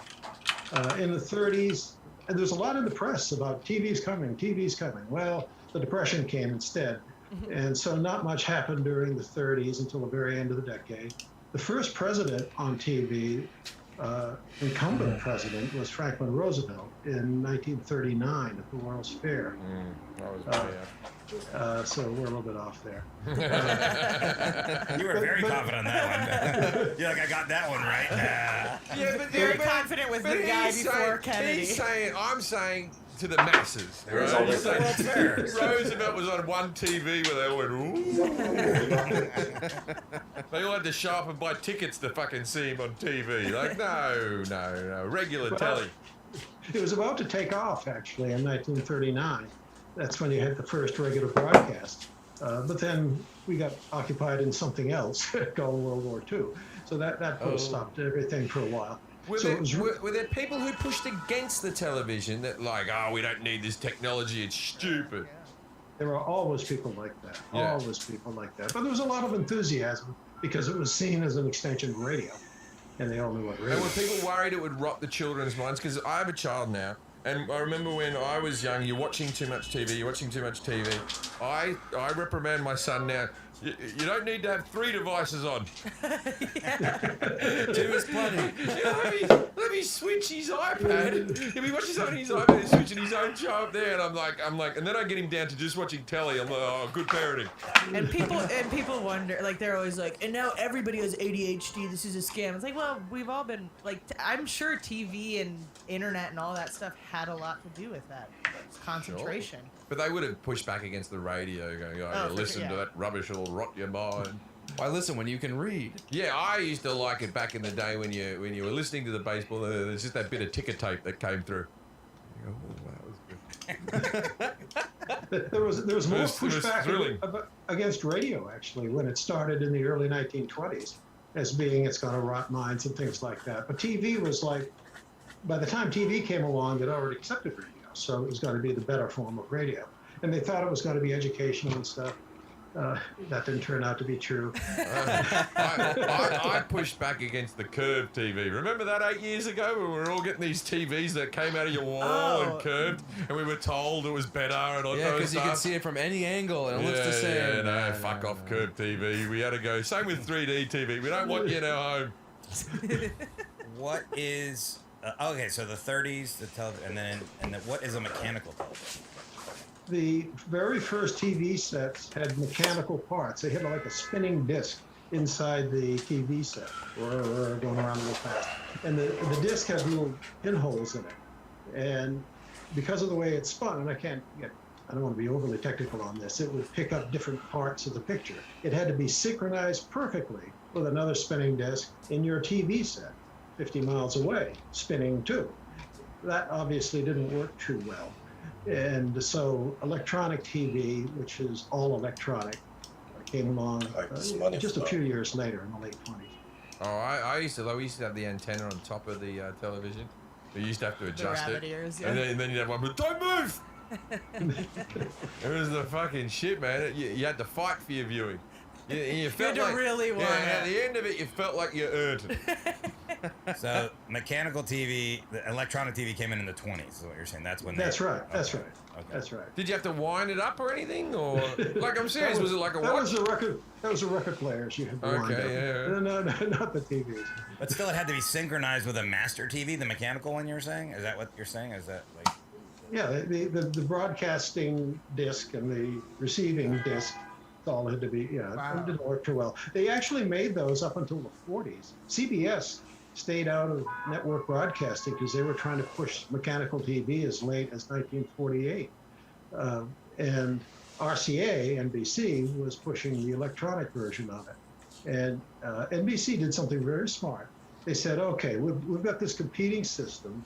CBS is a big company that's pushing their system. What can we do to make people flock over to ours? I know, we'll put the World Series on television. Oh, yeah. In 1947, at least it at was worst, on NBC. Everybody rushed out to their dealers. They want to get a set. And CBS said, "Uh-oh, game over." Yeah, you know what job doesn't exist anymore? TV repair guy. When I was a kid, there was a bloke that used to come over once a month and put a new bulb or some shit in there and open up the back. And as a kid, I was fascinated because he'd open it up and all the wires and stuff. I don't think there's anyone who does They that still anymore. have those shops like in random strip malls. It's like vacuum repair or like VCR repair, and I'm like, are these money laundering like companies? Because I don't understand. They also change watch batteries. Just like it doesn't seem like there'd be a lot I've of always business I've there. always thought that's a weird job. Is like the guy who cuts keys also fixes shoes and changes watch batteries. They're the Yamaha of small stores. He probably just kept having to expand. Yeah. There's a whole world of people who fix old TVs or collectors of old TVs, and they largely use original tubes which haven't been used yet. So over time, it's getting harder and harder to fix old TVs because they're running out of tubes, basically. Right. Yeah, I have. I just got the biggest TV I've ever owned, and I can carry it by myself, no problem. It's a huge TV, and I used to have a 32-inch tube TV, and to pick that up was like you needed a friend to get that. You pick it up, it was just like a forklift. Weighed so much. And That's why I never had one of those. Yeah, and it cost a lot too. So I imagine those first TVs cost a lot in the 40s and. Oh yeah, and you know what the first big screen TV was? How big the screen was? 20 inches. No, about 10 actually. 10 inches. That's huge. Big screen. Big screen. That's like a movie theater. It's like you're in there. Whoa, the sound. Wow. When did the first television station start appearing in America? Jim said 1952. Well, he's off by a couple generations there. There were experimental stations starting in the early 30s and commercial stations starting in 1941. But it was okay. So I heard that Australia was one of the first countries to get it because of the Olympics in the 50s. Did I just hear that wrong, or is Australia like the last place to get it? More toward the latter, I think. The BBC in England was like 1936. And they were broadcasting before World War II. That's what they told you in Australia. Yeah, Australia just thought they were first. We couldn't find out. We had no TV. No internet. You guys are the first ones. We didn't know airplane travel wasn't even happening for the masses. We had to get on a boat for 2 weeks to find out. What the fuck? We can fly. You got on a boat. You went to go. We got TV. Yeah, we've had that for 40 years. We still haven't told New Zealand about TV. That's funny. And so the public was able to purchase television sets for their homes. Jim said 52, so he was off on that as well, right? That was. Yeah, 1938 was that first Dumont set. Do you ever hear of the Dumont television network? No. That was the fourth network in the 1940s and 50s. CBS, NBC, ABC, which was struggling, and Dumont. And so what was one of these 10-inch screens, these big mega TVs? What did they cost in today's money ballpark? Oh, probably $1,000 maybe. Oh, okay. I thought they were going to be more expensive because I remember TVs have come down so much in price now. But I remember the first time I got a big flat screen type of TV, it cost me in today's money maybe 15 grand. You know what I mean? Like I got when I got my first like on the wall plasma. Like a big Pioneer. Yeah. No, the reason people didn't buy them was because there was nothing to watch. I mean, the stations weren't up yet. It's a lie. Regular series like your series weren't on yet. I mean, they got to wait for you, right? Yeah, that's why it legit got no ratings. Just ahead of its time. It was before it was on 1939, and it was in color. It just people couldn't see it how it was meant to be seen. Widescreen, but half of me wasn't on the screen at all. And then color television, Jim says 1974. Well, actually, your friend John Logie Baird introduced color television in 1928, I believe. But again, it didn't work too well. And it went to the masses in the early 50s and then built up until the mid-60s when it became universal. But it didn't seem, were there many TV shows that were in color in the early 50s? Oh, anybody who grew up in America in those years remembers Bonanza, the restaurant, which would always open with this peacock saying, the following program is brought to you in living color by NBC, and the peacock would open with Let's go, baby. In living color. Bong, bong. Yeah, so then so you'd be watching TV and then one show would be in color and the next one would be in black and white. It's funny. It's funny. It's like I always think like, how did that blow anyone's mind? Of course, that was the progression. Eventually, it would be in color and we watch it like that. But I'll tell you what, I sold mobile phones for years after leaving school and before becoming a comedian. That was my part-time job I always went back to. And I worked with this bloke, and he sold mobile phones, and we had Siemens brought out a phone that had color, right? It was just color font. You could change it to pink, your font, or whatever. Like that. Everything before that was green type of font, you know, or gray. And in the 1950s, they would sell you a little transparent screen you could put over your screen that would turn everything very reasonable. Very and say, color TV. Pick your favorite. The guy said to me, he goes, eventually we'll just be watching our television on our phone. And I thought, this guy's out of his fucking mind. And that guy was so I'll make like $70. A fella called Yudi. He was alright. Yeah, he created Quibi. Yeah. Quibi. He's very, a little joke. His name was Yudi, and I used to listen to him on the phone next to me all the time. And he used to go, when you come to the store, my name's Yudi, spelt Y-U-D-Y, right? And I used to look at him and go, why, Yudi, why? That was a bit of fun. He didn't get it. The laugh track. Jim said that might have been there from the beginning because it came from radio, possibly in the 60s. Like, how did that come about? When was it? One of your predecessors as a comic was a guy named Hank McCune. I bet you've never heard of him. But in the early, is he still gigging? I doubt it. In the early 50s, he had a show called, naturally, the Hank McCune Show, and it had a laugh track, meaning a pre-recorded track of the audience laughing. 1950, the year 1950. Right. We had on the Jim Jeffries show, we had people laughing at that. It was an actual studio audience. We always got accused constantly of adding a laugh track. All those laughs were 100% genuine. They were sitting in the crowd. And so when did they start bringing in live audiences to watch TV shows, or was that from day one? Oh, from day one, basically. And the problem was that the audiences would get so into the show and so loud that people would think it was being amplified or something like that. I think Norman Lear actually had his microphone above the audience on some kind of a boom so he could raise it further away from the audience as the show went on. So, it would be further away from the people who were in hysterics at the show. This is going to take a while. Oh, fuck me. I've met Norman Lear. I've had lunch with Norman Lear before. He's a very nice man, and like obviously a Mount Rushmore of television. He's an amazing guy. But like a lot of his shows. How much am I going to use? Okay, so where you go? So you got the British office, the American office, right? Did you, as Americans, know that you were often getting given shows that were just remakes, like so Stanford and Son versus Step So and Son, Till Death Do Us Part, Archie Bunker? Did you know that these were shows that were brought across? Because with the internet now, everyone knows sitcoms from our country. Or was that just sold to the American public as this is a new idea? The public has no idea. Right. Critics know. People into television know in the inside, but no, the public neither knows nor cares. Now, this is the thing with TV networks, right? So TV networks all throughout time, they're very unoriginal people. So there's one idea, they do another idea. So you have the Addams Family, then you go, well, you have to have the Munsters, right? You have Petticoat Junction, we'll have the Beverly Hillbillies. Right up until the 80s when they had different strokes and they had a small African-American child who couldn't grow anymore. And then some TV executive goes, find me one of those, and we get Webster. Like, fuck me. Like the most unoriginal people in the world, TV executives. Webster's still alive, though. He lasted.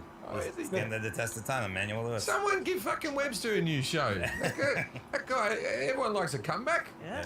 Hashtag Webster new show. Don't make it Webster, because they just put out a Punky Brewster show, and it's like, well, people don't remember Punky Brewster as much, No, Jim gets a 10 on that one. That's exactly how it works inside the networks. This is working, duplicated a million times. Yeah. But that one, the Webster Gary Coleman one, that's like, wow. Wow. You're not even trying to hide it. Wow. Did commercials always exist? Jim says started with product placement, Colgate Comedy Hour and stuff. So you're saying they did always exist, or did they always exist in television?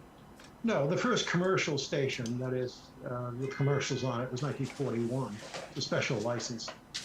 And they had commercials. They were done live, usually on the shows. And sometimes, Arthur Godfrey and his Lipton tea or something. He'd go on for 2 or 3 minutes about how wonderful this tea was.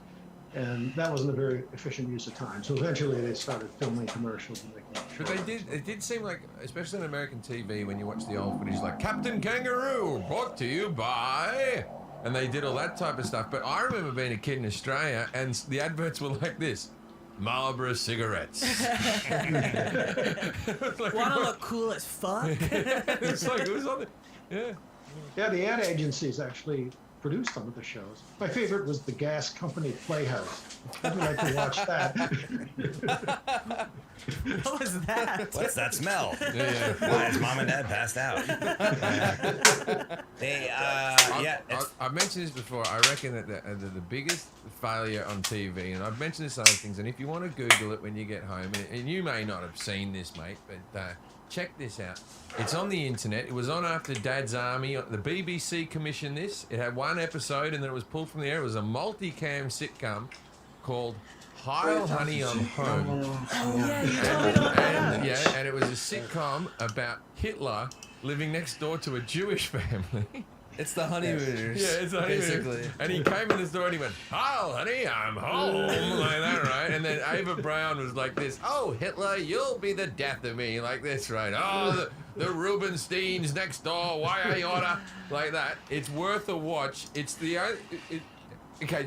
It's one of those TV things where you go, and my sitcom couldn't get made. Yeah. I couldn't get the Jeffrey Show on the fucking air. It couldn't get made. You were born in the wrong time. Someone made Heil, honey, I'm home. Watching it, you know, it's like they know exactly what to do. It's a very self-aware show. We're like, yeah, I don't think this works. Have you ever seen Heil, honey, I'm home? Yeah, I did actually. I think on YouTube. I had nothing to do with it.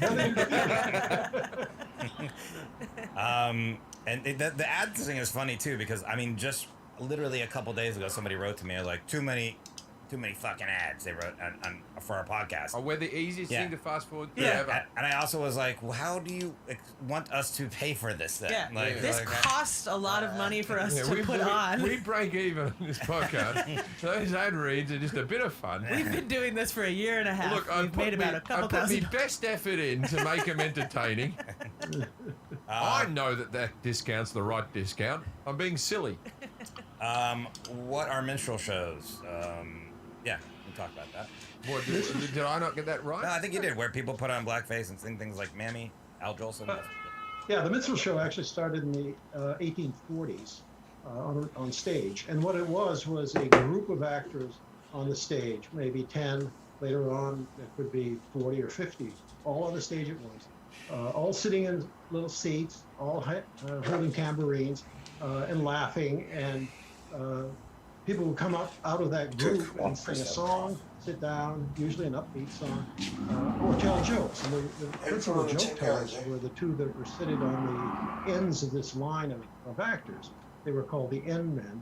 And they're the ones that usually wore blackface. White actors with black makeup on, imitating African Americans and portraying them pretty negatively. Although it was never a political show. It's interesting about that. Why did they do that? Was it just seen as that was entertaining, or you said there's no political basis behind it? So I'm trying to put my mind into the 1940s or the 1920s or whatever. Like, okay, so what was the impetus for doing the blackface? They just thought it was funny? Put your mind in the 들어갈 수 있을까? Okay, all right. The 1840s. Okay.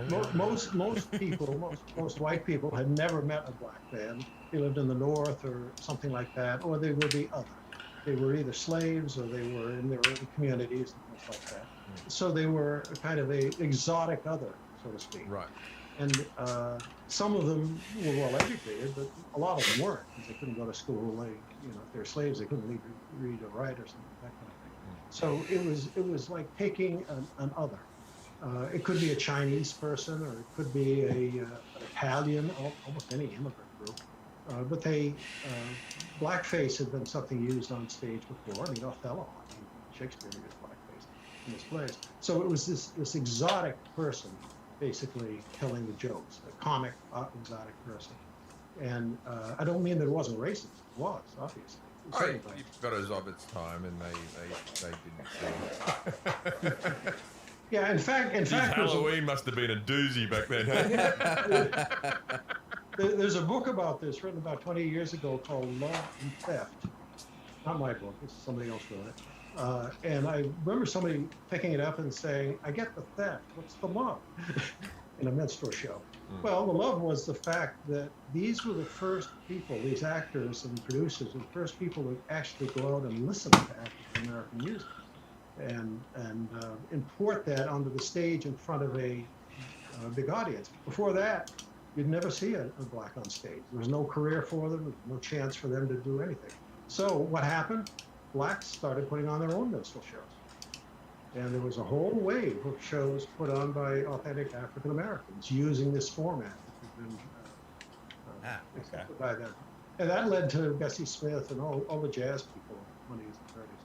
And it feels like up until recently, that was still kind of the case where any minority group that was portrayed on TV or movies was portrayed as this caricature of what white people assumed they would be like. And so I think we were talking yesterday about representation and why it matters so much to get those minority groups into the writer's room and creating and doing all of that stuff, because their stories are so much more full than this one role that they've played throughout history.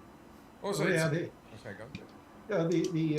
Irish, Jews, I mean, any minority group was lampooned mercilessly. Right. Back in the 1800s. Was that because the Irish are stupid? That's what they thought. But then they all became policemen, and you got to respect them. Do you have to? Back then, yeah. Cable television. Jim said late 80s, 1987. Okay, a quick question before that. What's the difference between cable TV and satellite TV? Because I'll bring up Australia again. I assume the reason that we didn't get TV programs is because they were all on film, and we had to get the film delivered to us before you could put it on the actual television, you know? But, you know, so you got like Elvis Presley does Hawaii, and that was like the first thing where it was satellite, and you're going to stream it, you're all going to see it in real time, all at once, and that type of stuff. So is satellite just direct, and cable and actually involves cables? And then answer Forrest's question as well. Yes. Basically, cable is a physical cable that comes into your home. This little thing that comes through the wall. You plug your TV into that, and voila, you get all these channels. Satellite means you got to have a dish on top of your home, pointed up to the sky at the right place, and you're getting the signal from there. So how did people get Elvis then back then? They didn't have satellites on the TV, so some bigger satellite got it, then it went through the cable, and then it got to us? Yeah. All right. Yeah, but technology. It went over NBC, I think, in their traditional network, and other networks in other countries, probably even Australia. Did it on, what, 7 is your big network? And 7, 9, and 10 are the big ones, yeah. I'm trying to do a deal with one of them right now, so. Why would it just be 1, 2, 3? We don't need your kind coming over to Australia and saying stupid things like that. Yeah, now cable TV started as community antenna TV in the 50s. Oh, wow. Because people, put their rabbit ears up or their antenna on their roof, and they couldn't get a signal too far away from the city. So people started, businessmen, local TV dealers sometimes, started running cables from an antenna on the top of the mountain or the nearest hill down into the town and selling that. So it was just a way to get a signal, basically. People have always wanted to see other cultures and talk to. I had a cousin, and he's still alive. And I had my cousin Paul, and he had a CB radio in his bedroom. And I thought, that guy's fucking connected, man. And he's like 16, he'd go back to his room and go, hey, breaker, and talk to some trucker for 20 minutes. And I thought, that guy's living. Yeah. What was considered the golden age of television? Jim said 65 to 75. Oh, perfect. I think you should go back and give me an extra point, mate. I'm telling you what. He's got a theory. He's got a theory on the golden age. I got Logie. I got Gold Age. I got all the TVs in the decade. Logie wasn't even the third most important. I was a solid 3. Fair. We'll give you the 3. No. I'll give you another point. That's right. There you go. No, you tell me somebody's age, and they'll tell you when the golden age was. It's whenever they were young, whenever they were growing up. So if you were becoming of age in the 90s, then Friends, those are your golden age shows. If you grew up in the 60s, it's the Beverly Hillbillies, Smothers Brothers, or whatever you were growing up through there. It's very much linked to when your youth was. That's everybody's golden age. So there's no like general consensus in the industry that like, because I saw something somewhere saying the 50s was the golden age, and maybe that was because I Love Lucy and those like things like that were starting to develop more seriously. But basically you're saying right now everybody's golden age is different, right? Yeah, exactly. And there are people who feel that today is the golden age because there's so much choice. Yeah, I think for dramas definitely now is the golden age. Well, there was... I don't think for sitcoms though. I think sitcoms peaked in the 80s and the 90s really for quality of, even back further than that. But I remember my big show was the A-Team as a kid, and then I thought to myself, I'll show me son because the A-Team's on Peacock. Right, it's just sitting there. So I started watching the A-Team by myself. and then I said, come and check this out. And he's like, Dad, this show's very boring. And I'm like, no, it's good. They fucking escaped to the LA Underground, you fucking idiot. Look, Hannibal has to get into a disguise to meet this guy. And I go, look, they've locked them up in a prison cell with a welder and a car and all these different metals. Why would they do that? What about Knight Rider with a car? I like Knight Rider, but then I had an incident with David Hasselhoff, so I'm not David Hasselhoff threatened me at the front of a trailer once because I bloody said something stupid. Don't hassle the off. Is he 6.5 feet tall or something? He's a nice enough bloke. No, he's all right, David. He's all right. I Love Lucy ranked #1 for how many of its first 6 seasons? Jim said 5. Close. It's 4. Its first season, it was #3 or something. Then it was #1, but then it got knocked off in the 55 season by a show called the $64,000 Question, which was a huge sensation at the time. Is that like the first game show? First big money game show. First big money game show where they could, $64,000 was an enormous amount of money, that kind of thing. Until they found out they were all rigged, and they all went away. But for about 4 or 5 years there in the late 50s, these big money quiz shows were big, and it actually knocked off I Love Lucy. I love game shows, man. I'll watch any game shows. I watch game shows like an old person. I've been loving The Hustler lately. Oh, I love The Hustler. Love The Hustler. I always think I know who it is. I'm dumb as fuck. Me too. I never know. I love The Hustler. I like The Chase. I love The Chase. I watch the Australian Chase, the British Chase, and the American Chase, and I sit there with my wife and I act like she enjoys it as well. I'm like, go and try to beat me. Like that, right? And I do the quiz really fast, and she's like, okay. I think she's appeasing me.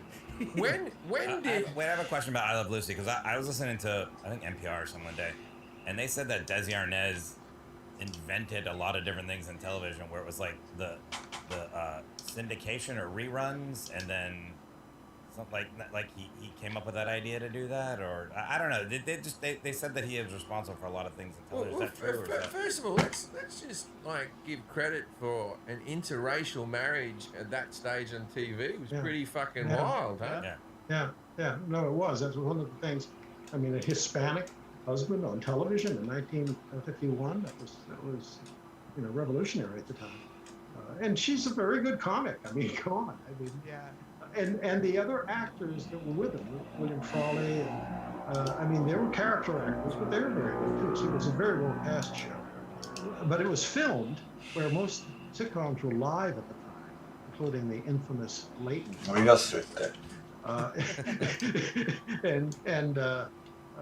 Because it was filmed, then they could syndicate it afterwards. I mean, that was new at the time. So the fact that he insisted on it being filmed on a soundstage in Hollywood in 1951, where everybody else was live, they wanted him to be live too on the show, was quite forward-looking. Made him a lot Did of they money. film I Love Lucy on a roll? Yeah, they did. On the lot. Jim's show was called Hollywood Center Studios, and then now it's like Sunset Las Palmas. But there's plaque there. It's like I Love Lucy, I Love Mr. Lucy. Ed, The Cosby Show. On our soundstage was Mr. Ed, right? Yeah. Mr. Ed was shot where Jim's Comedy Central It's show. possible it wasn't called Hollywood Center when they were doing it. No, It went through like 5 name changes, that place. But it was cool. There's a ton of history there, yeah. Fresh Prince was there. Was it? I didn't know that. La La Land Was for there one scene. Was there anything left from Mr. Ed? Any Well, scent I had the same. I had the same dressing room as Bill Cosby did, and one time I just lifted up one of the vents and all these quaaludes fell down. That's why he was always And sleeping in his I was office. like, that's where I put him. Yeah, they on the outside of our like soundstage there was just a big poster of Wilbur and Mr. Ed. Yeah. Like it was just like they'd had the posters of the stuff there, and then there was a plaque for I Love Lucy. I know that. That's what they did at midnight. Was that same one? Yeah, where they yeah. had, like I said, I Love Lucy shot there and stuff. So that was pretty cool. If you watch I Love Lucy now, though, it holds up. It definitely It does. holds It up. definitely She's a does. great physical comedian. You just put her in a factory line, having to do a job that can mess up, and just roll the camera. Yeah. All right. These eggs keep coming. She has to put them in boxes. Yeah, I remember really loving it. I haven't watched it in a while, but I think it would hold up. Golden Girls holds up still. Golden Girls still holds up. Yeah. That's an 80s thing. The Golden Girls still holds up. Although it's one of those ones where you look at the age of all the actors and you're like, so Rue McCallaghan was 50? Yeah. Fuck me. Yeah. And it's like, all right, she's done with life. Aging 50. looks different now. Jack sent me. I'm a big fan of Cheers. I love Cheers. I watch Cheers on the road. At least 1 or 2 episodes a week. I watch Cheers. It's arguably one of the best pilots of all time. Fantastic TV show, and it rated terribly for a few years, and then it just hit, and then people caught onto it, and they don't give TV time to breathe like that anymore. They just cancel you straight away. But Jack sent me a thing of the original cast members, or the cast members of Cheers, on the pilot episode, what age they were. It's horrifying.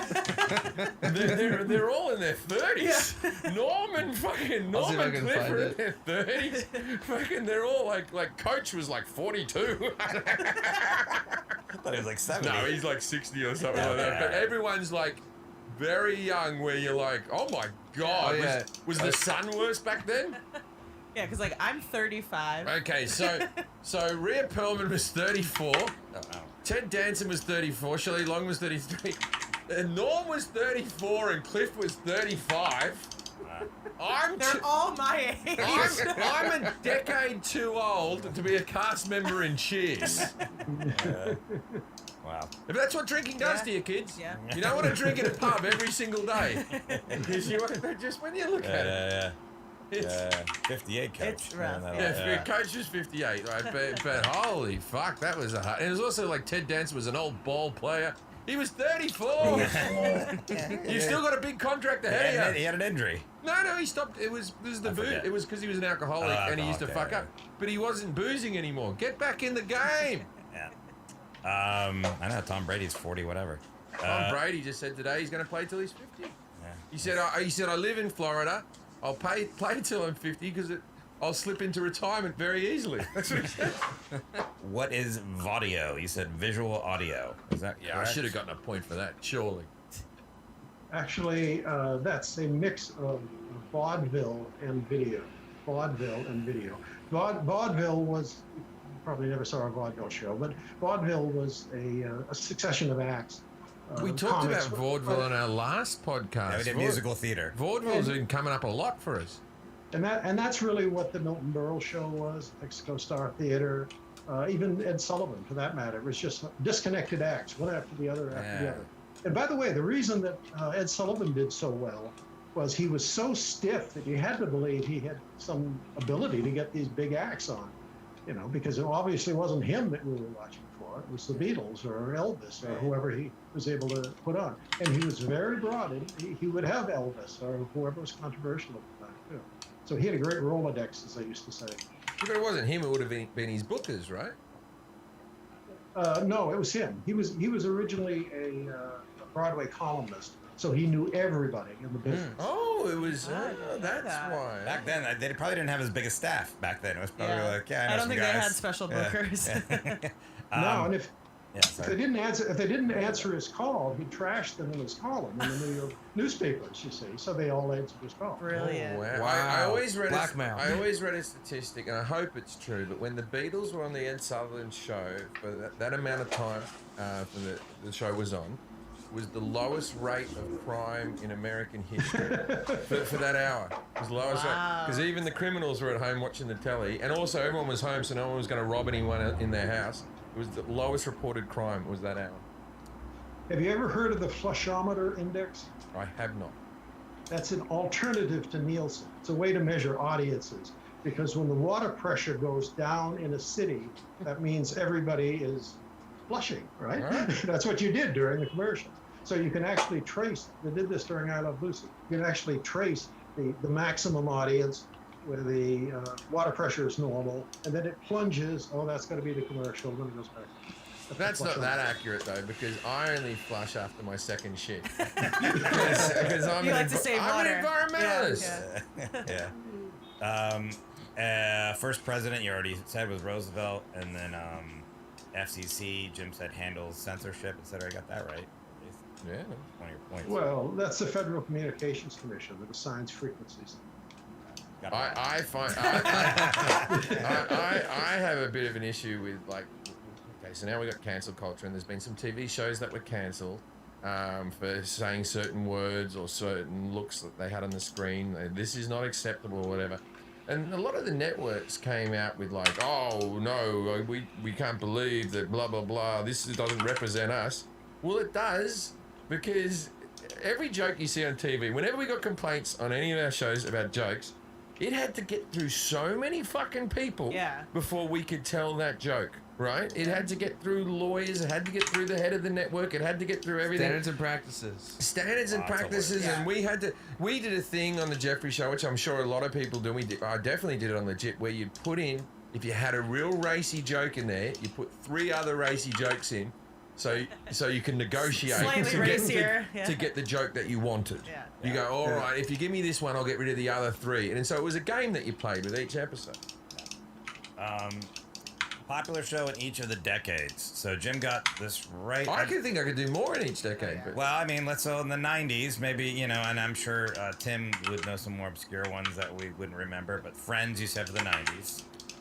Yeah, but then you've got Frasier for the 90s as well. You got Seinfeld was a bigger show than Friends in the 90s, because Friends trickled over into the 2000s. Because you always remember, like, in those early episodes, they did the skyline shots that had 9/11, the Twin Towers in there all the time, and then they just didn't mention it. There was never that episode that, like... The one where the Twin Towers came down. The one covered in soot. The one where Chandler had to get out of his office really quick, like, you know what I mean? Like, they just didn't mention it because it's a sitcom and all that sort of stuff. But Seinfeld was arguably a bigger sitcom and had a bigger... what was bigger, Seinfeld or Friends?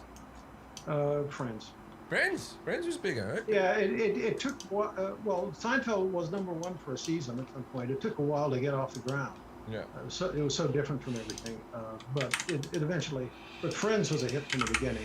What about ER? All those dreamboat doctors. Oh, yeah. Roseanne was a big show of the 90s. That was a very popular sitcom. I don't remember. I don't think I watched a lot of TV then as much as I did in the 80s. I watched more TV in the 80s when I was a kid than the 90s. Because the 80s. Facts of Life? Facts of Life, Different Strokes. I remember Silver Spoons. Silver Spoons. Greatest American Hero. I love that show. That's an 80s Greatest American Hero. Yeah. Whatever happened to Small Wonder, which was just a robot kid? They had a robot in the family. What? How the fuck did Jeffries not get made? It does my head in every bloody day. For like Alf. Alf was great. Yeah, Alf was great. That's Scott's favorite show from childhood. Didn't everyone hate each other in Alf, Tim? Wasn't that the famous thing, Tim, where everybody... Those weren't the biggest hits of the 80s, though. Dallas and Dynasty. Dallas was very big. Knots Landing. Did we always have soap operas in the middle of the day? Was that always a thing, or did that happen in the 70s? Because I feel like that's been forever. It goes back to the 50s. Yeah. Which some might consider forever, and it was on radio before then. During the day too. If you watch, like in Britain, they have Coronation Street and EastEnders, and these are the 2 soap operas that everyone watches, and at Christmas you're all going to talk about the big finale. I used to find them bloody boring. Whenever I heard the coronation theme song, my body would just shut down like, fuck. Dun, dun, dun, dun, dun, dun, like that, right? But that show's so fucking old that there's an actor on that show who was like a 5-year-old when it started. He's like a 60-year-old man. He's just never gone off to do another fucking job. He's just like, nah, I'm good here on Corrie. Oh, here's a question. So the Addams Family and the Munsters, what decade was that? And then I wonder why haven't they remade those? You would think that They tried to remake the Munsters with Eddie Izzard playing grandpa and all that sort of stuff.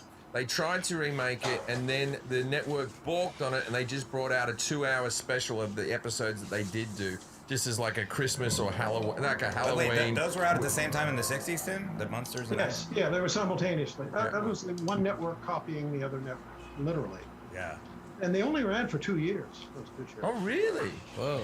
And those were like big social commentaries too, right? Because that was essentially basically saying like, instead of using a black family to move in, they kind of dehumanized it and made it these monsters so that people could see like the humanization of these people that are different than us or something like that. I mean, like, so that's why I put in the question, has TV gotten more or less political? Because a lot of people now are like, every TV show has some little angle that they're trying to push, or, you know, some message that they're trying to push, but really it's been happening since the beginning of time.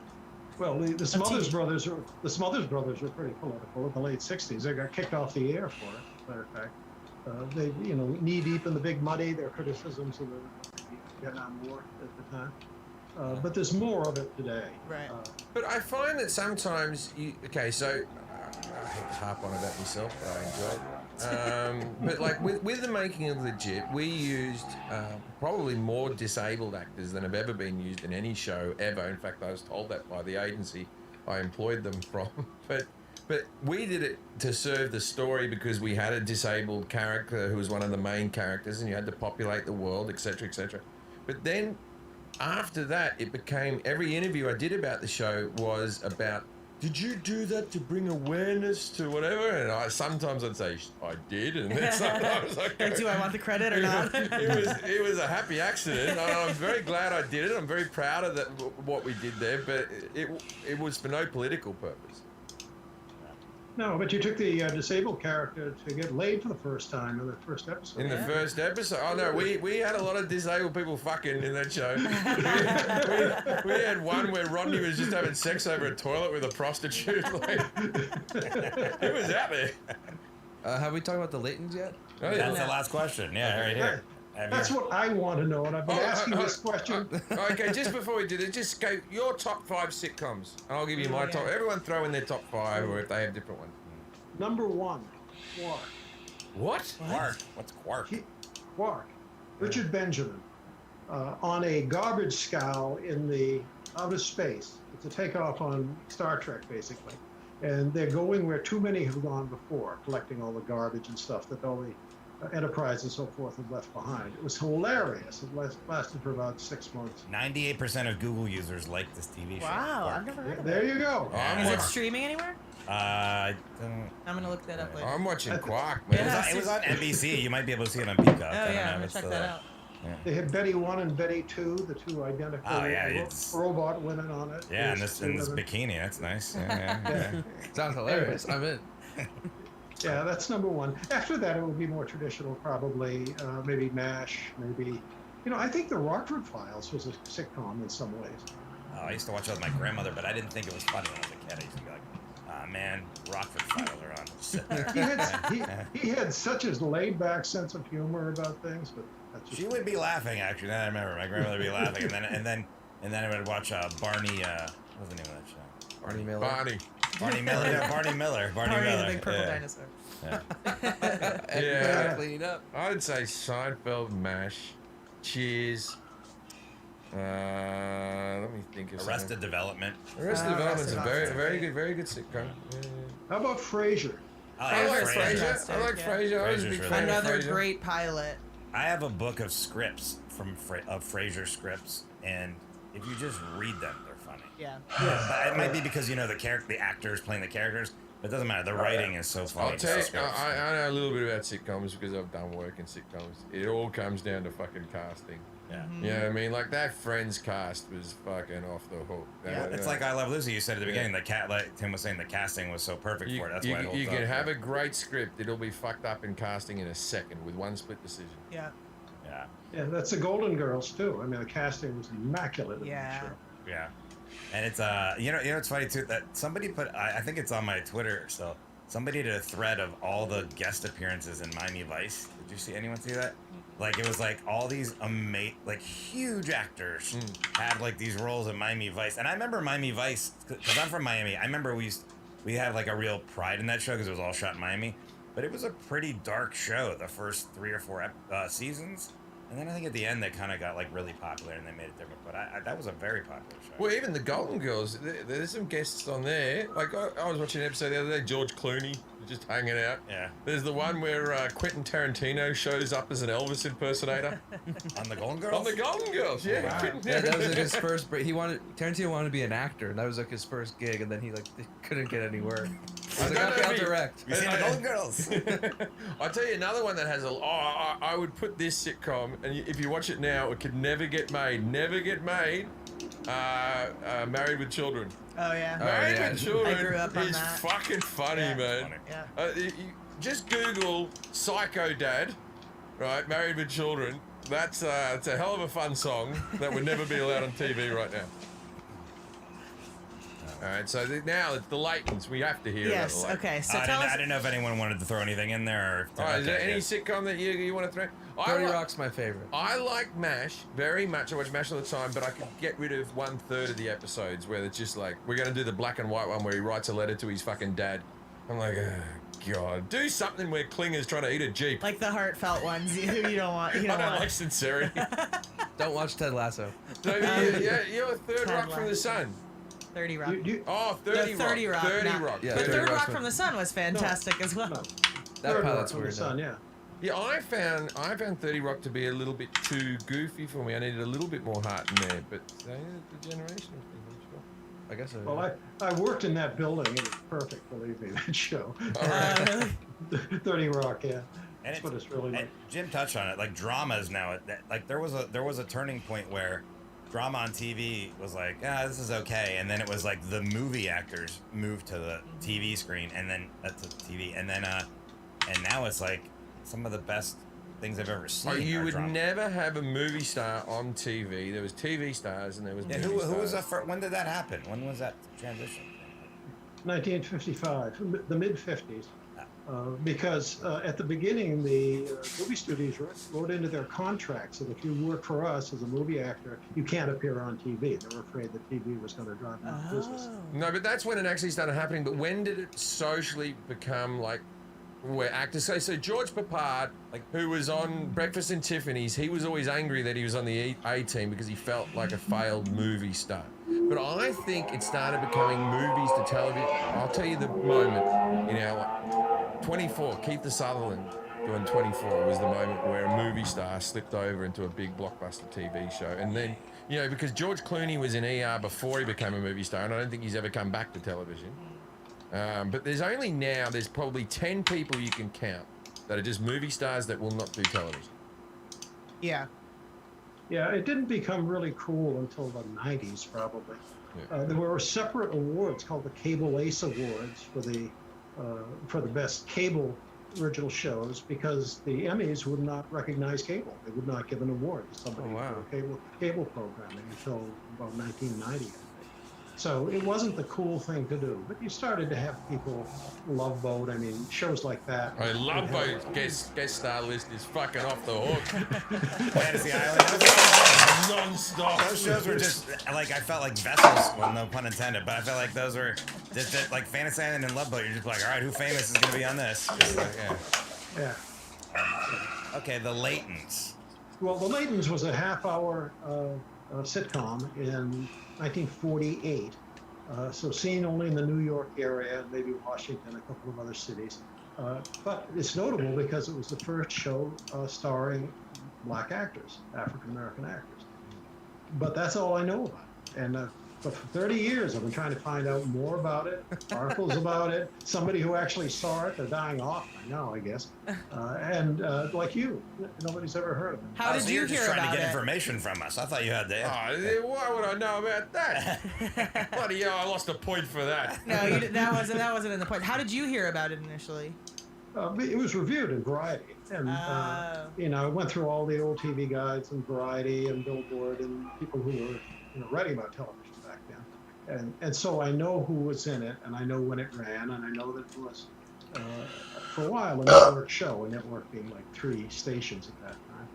But that's all. And in terms of what actually went on or what they did for a living, that kind of stuff. All right. Any of our East Coast listeners comment if you have seen or heard of the Laytons. All right, so this is part of the show called Dinner Party Facts, Tim, where we ask our guests to give our listeners something obscure or interesting that they probably don't know that they can use to impress people about this subject. Well, let's see. We've already used the laugh track one, right? Oh, wow. What else can we talk about that's obscure? Oh, when you mentioned that yesterday, did you want me to save that for that? Oops. What about episode 6 of the Laytons where John had 2 dates at the same time and he had to show up to a party and he ran across the room? If you don't know what history was, you make it up. So yeah, we can do that. We could create our own. Totally different read on Mr. Ed was really talking. Just say yeah, peanut butter. They put peanut butter in his mouth. If you've got a real horse in that studio, I think the horse on occasion might do something you don't want the horse to do, right? Yeah. So I'm asking if you could smell anything in that studio when you used it. We brought a camel. We had a camel on set that just pissed itself or shit or something. It didn't piss itself, it just pissed on the floor. Yeah, just pissed on the floor. I didn't break character, I kept going. Yeah. I wonder if the ghost of Mr. Ed made that happen. Every animal we had on Jim's show and that same thing, shit or piss, or both, on the including shiny... the employees' dogs that were in the office. Oh my god. There was a goat that shit. Yeah. Who was the character named Elvis on Miami Vice? Oh, Elvis would have been an...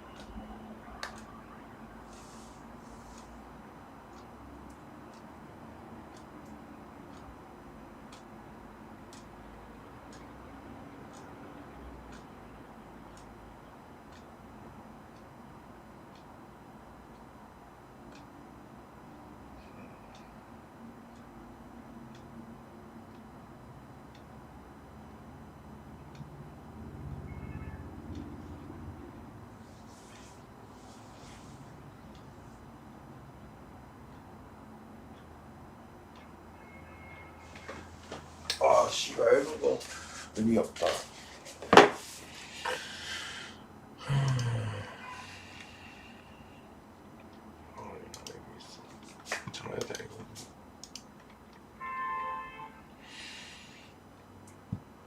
I'm gonna be set it and forget it trader.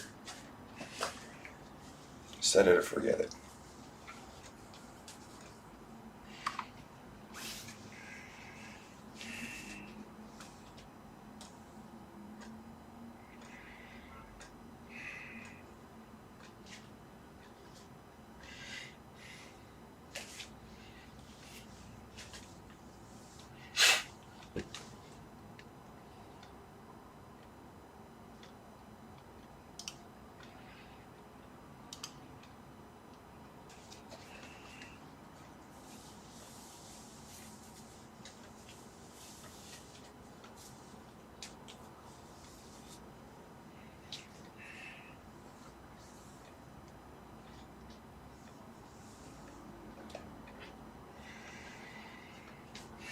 Probably gonna drop. There's always opportunity, always.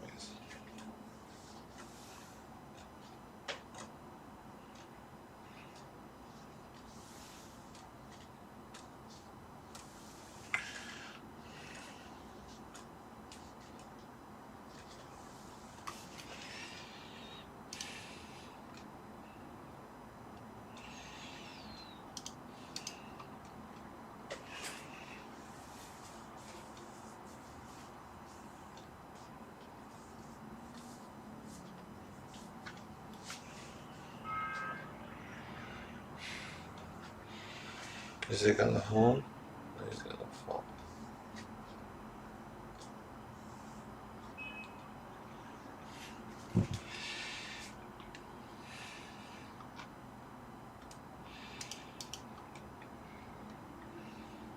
Yeah, you should long that shit. Only long.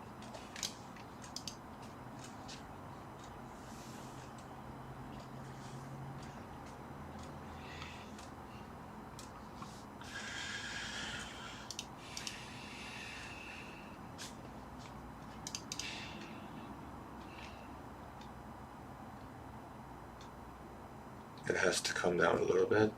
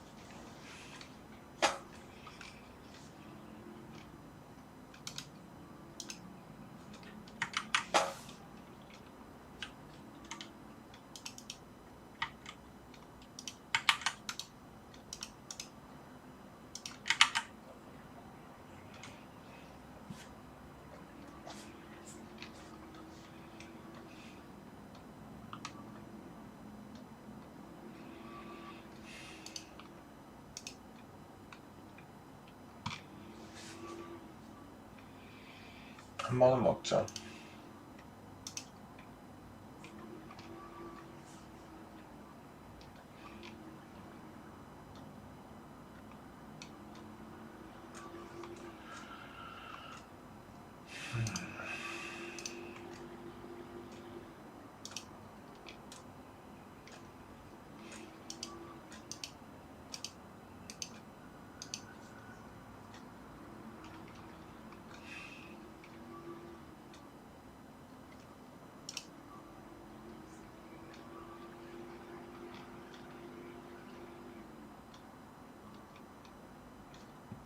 여기서 그냥 타자.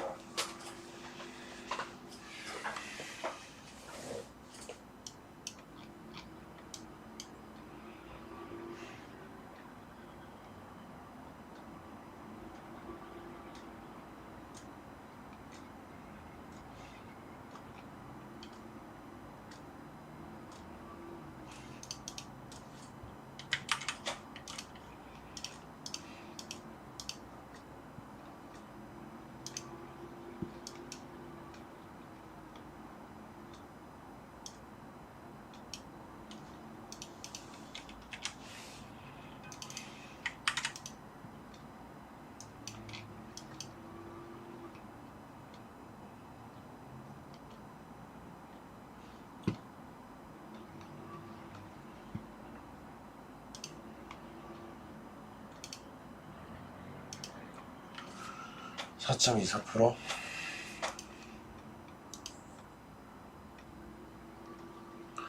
4.24%면 내 계좌에 12만 1000불 잡았으니까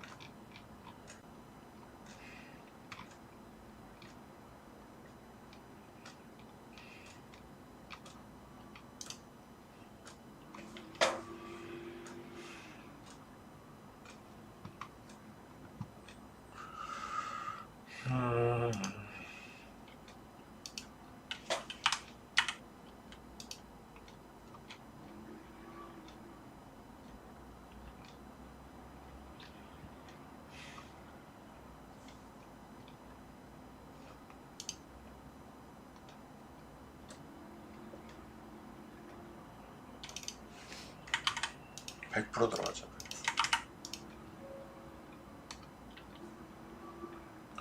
아 씨발 4.24%인데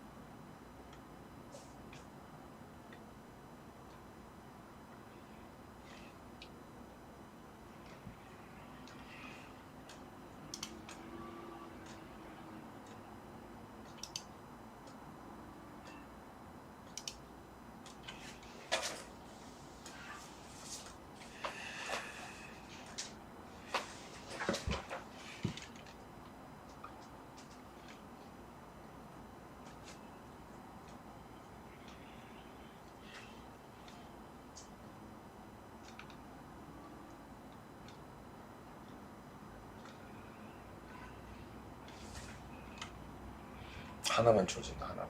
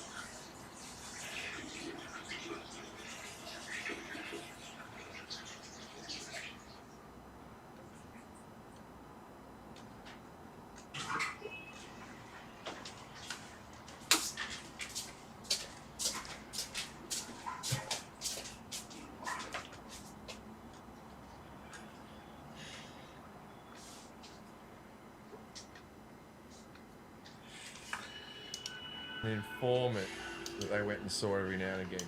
What do you reckon? Wait, I do not Elvis. He was a huge rock star. No. Come on. It was I don't remember. I've never seen Was it. it Penn? No, that was one of the other cops. Was it an animal or a human? Oh yeah, it was an animal. It's an animal. It was the alligator. The alligator. That's right. Just remember now, it was Don Johnson, aka Sonny Crockett. And Tubbs. He had he lived on a sailboat, and he just had an alligator on the front of a sailboat. It wasn't even that big of a sailboat. It was like a 30-foot sailboat. He goes, "Yeah, I got an alligator lives in the front of the sailboat." It's like just hangs out there. Hey, cool. What a weird thing. I never really thought about how weird it was that he had a pet alligator on a sailboat until just now. Yeah. All right, well, thank you for being on the show, mate. Really appreciate it. Yeah, if you want to find out anything more about television or read any of Tim's books, go to timbrooks.net for all your information. All right, thank you, Tim, for being on the podcast. Ladies and gentlemen, if you're ever at a party, someone walks up to you and goes, I've watched an episode of the Laytons. Go, well, and walk away. Good night, Australia.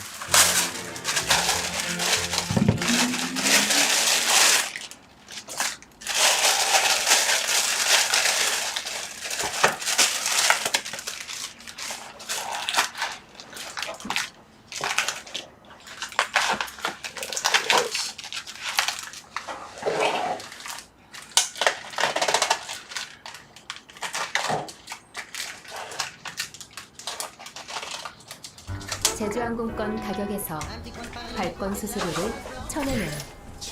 연중무휴 최저가. 숨어있던 발권 수수료를 없앴더니 연중무휴 최저가 항공권 맛집 마이리얼 트립. 역시 이제 여행 잘하네. 어느새 찬바람과 함께 훌쩍 떠나고픈 촉이 왔습니다.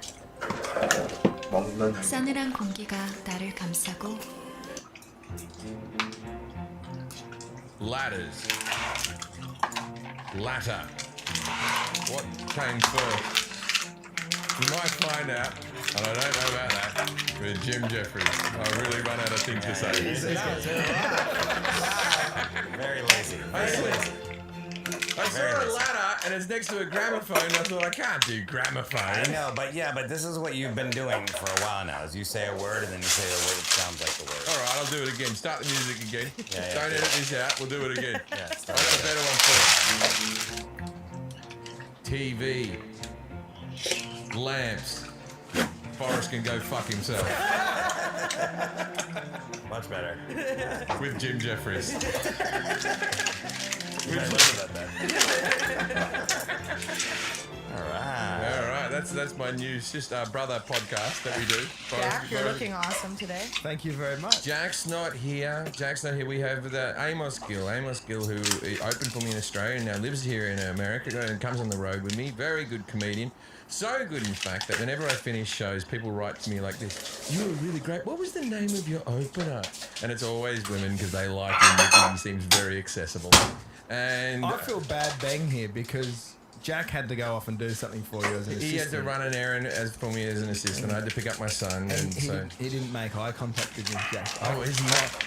I'm like fucking him, you know, like I'm fucking his wife in front of him, and he had to set up my microphone before he left, and he couldn't look at me in the eye. He had a segment all set up, but we're gonna podcast again tomorrow. He'll be back. We'll do another podcast. Yeah, you should come along and we can question that. You sit in the corner and we'll get a little bit of a fight happening. Just text him and say that I'm gonna do it for like a month, and just see what It he went says so back. well. It went so well today with Emma. Yeah.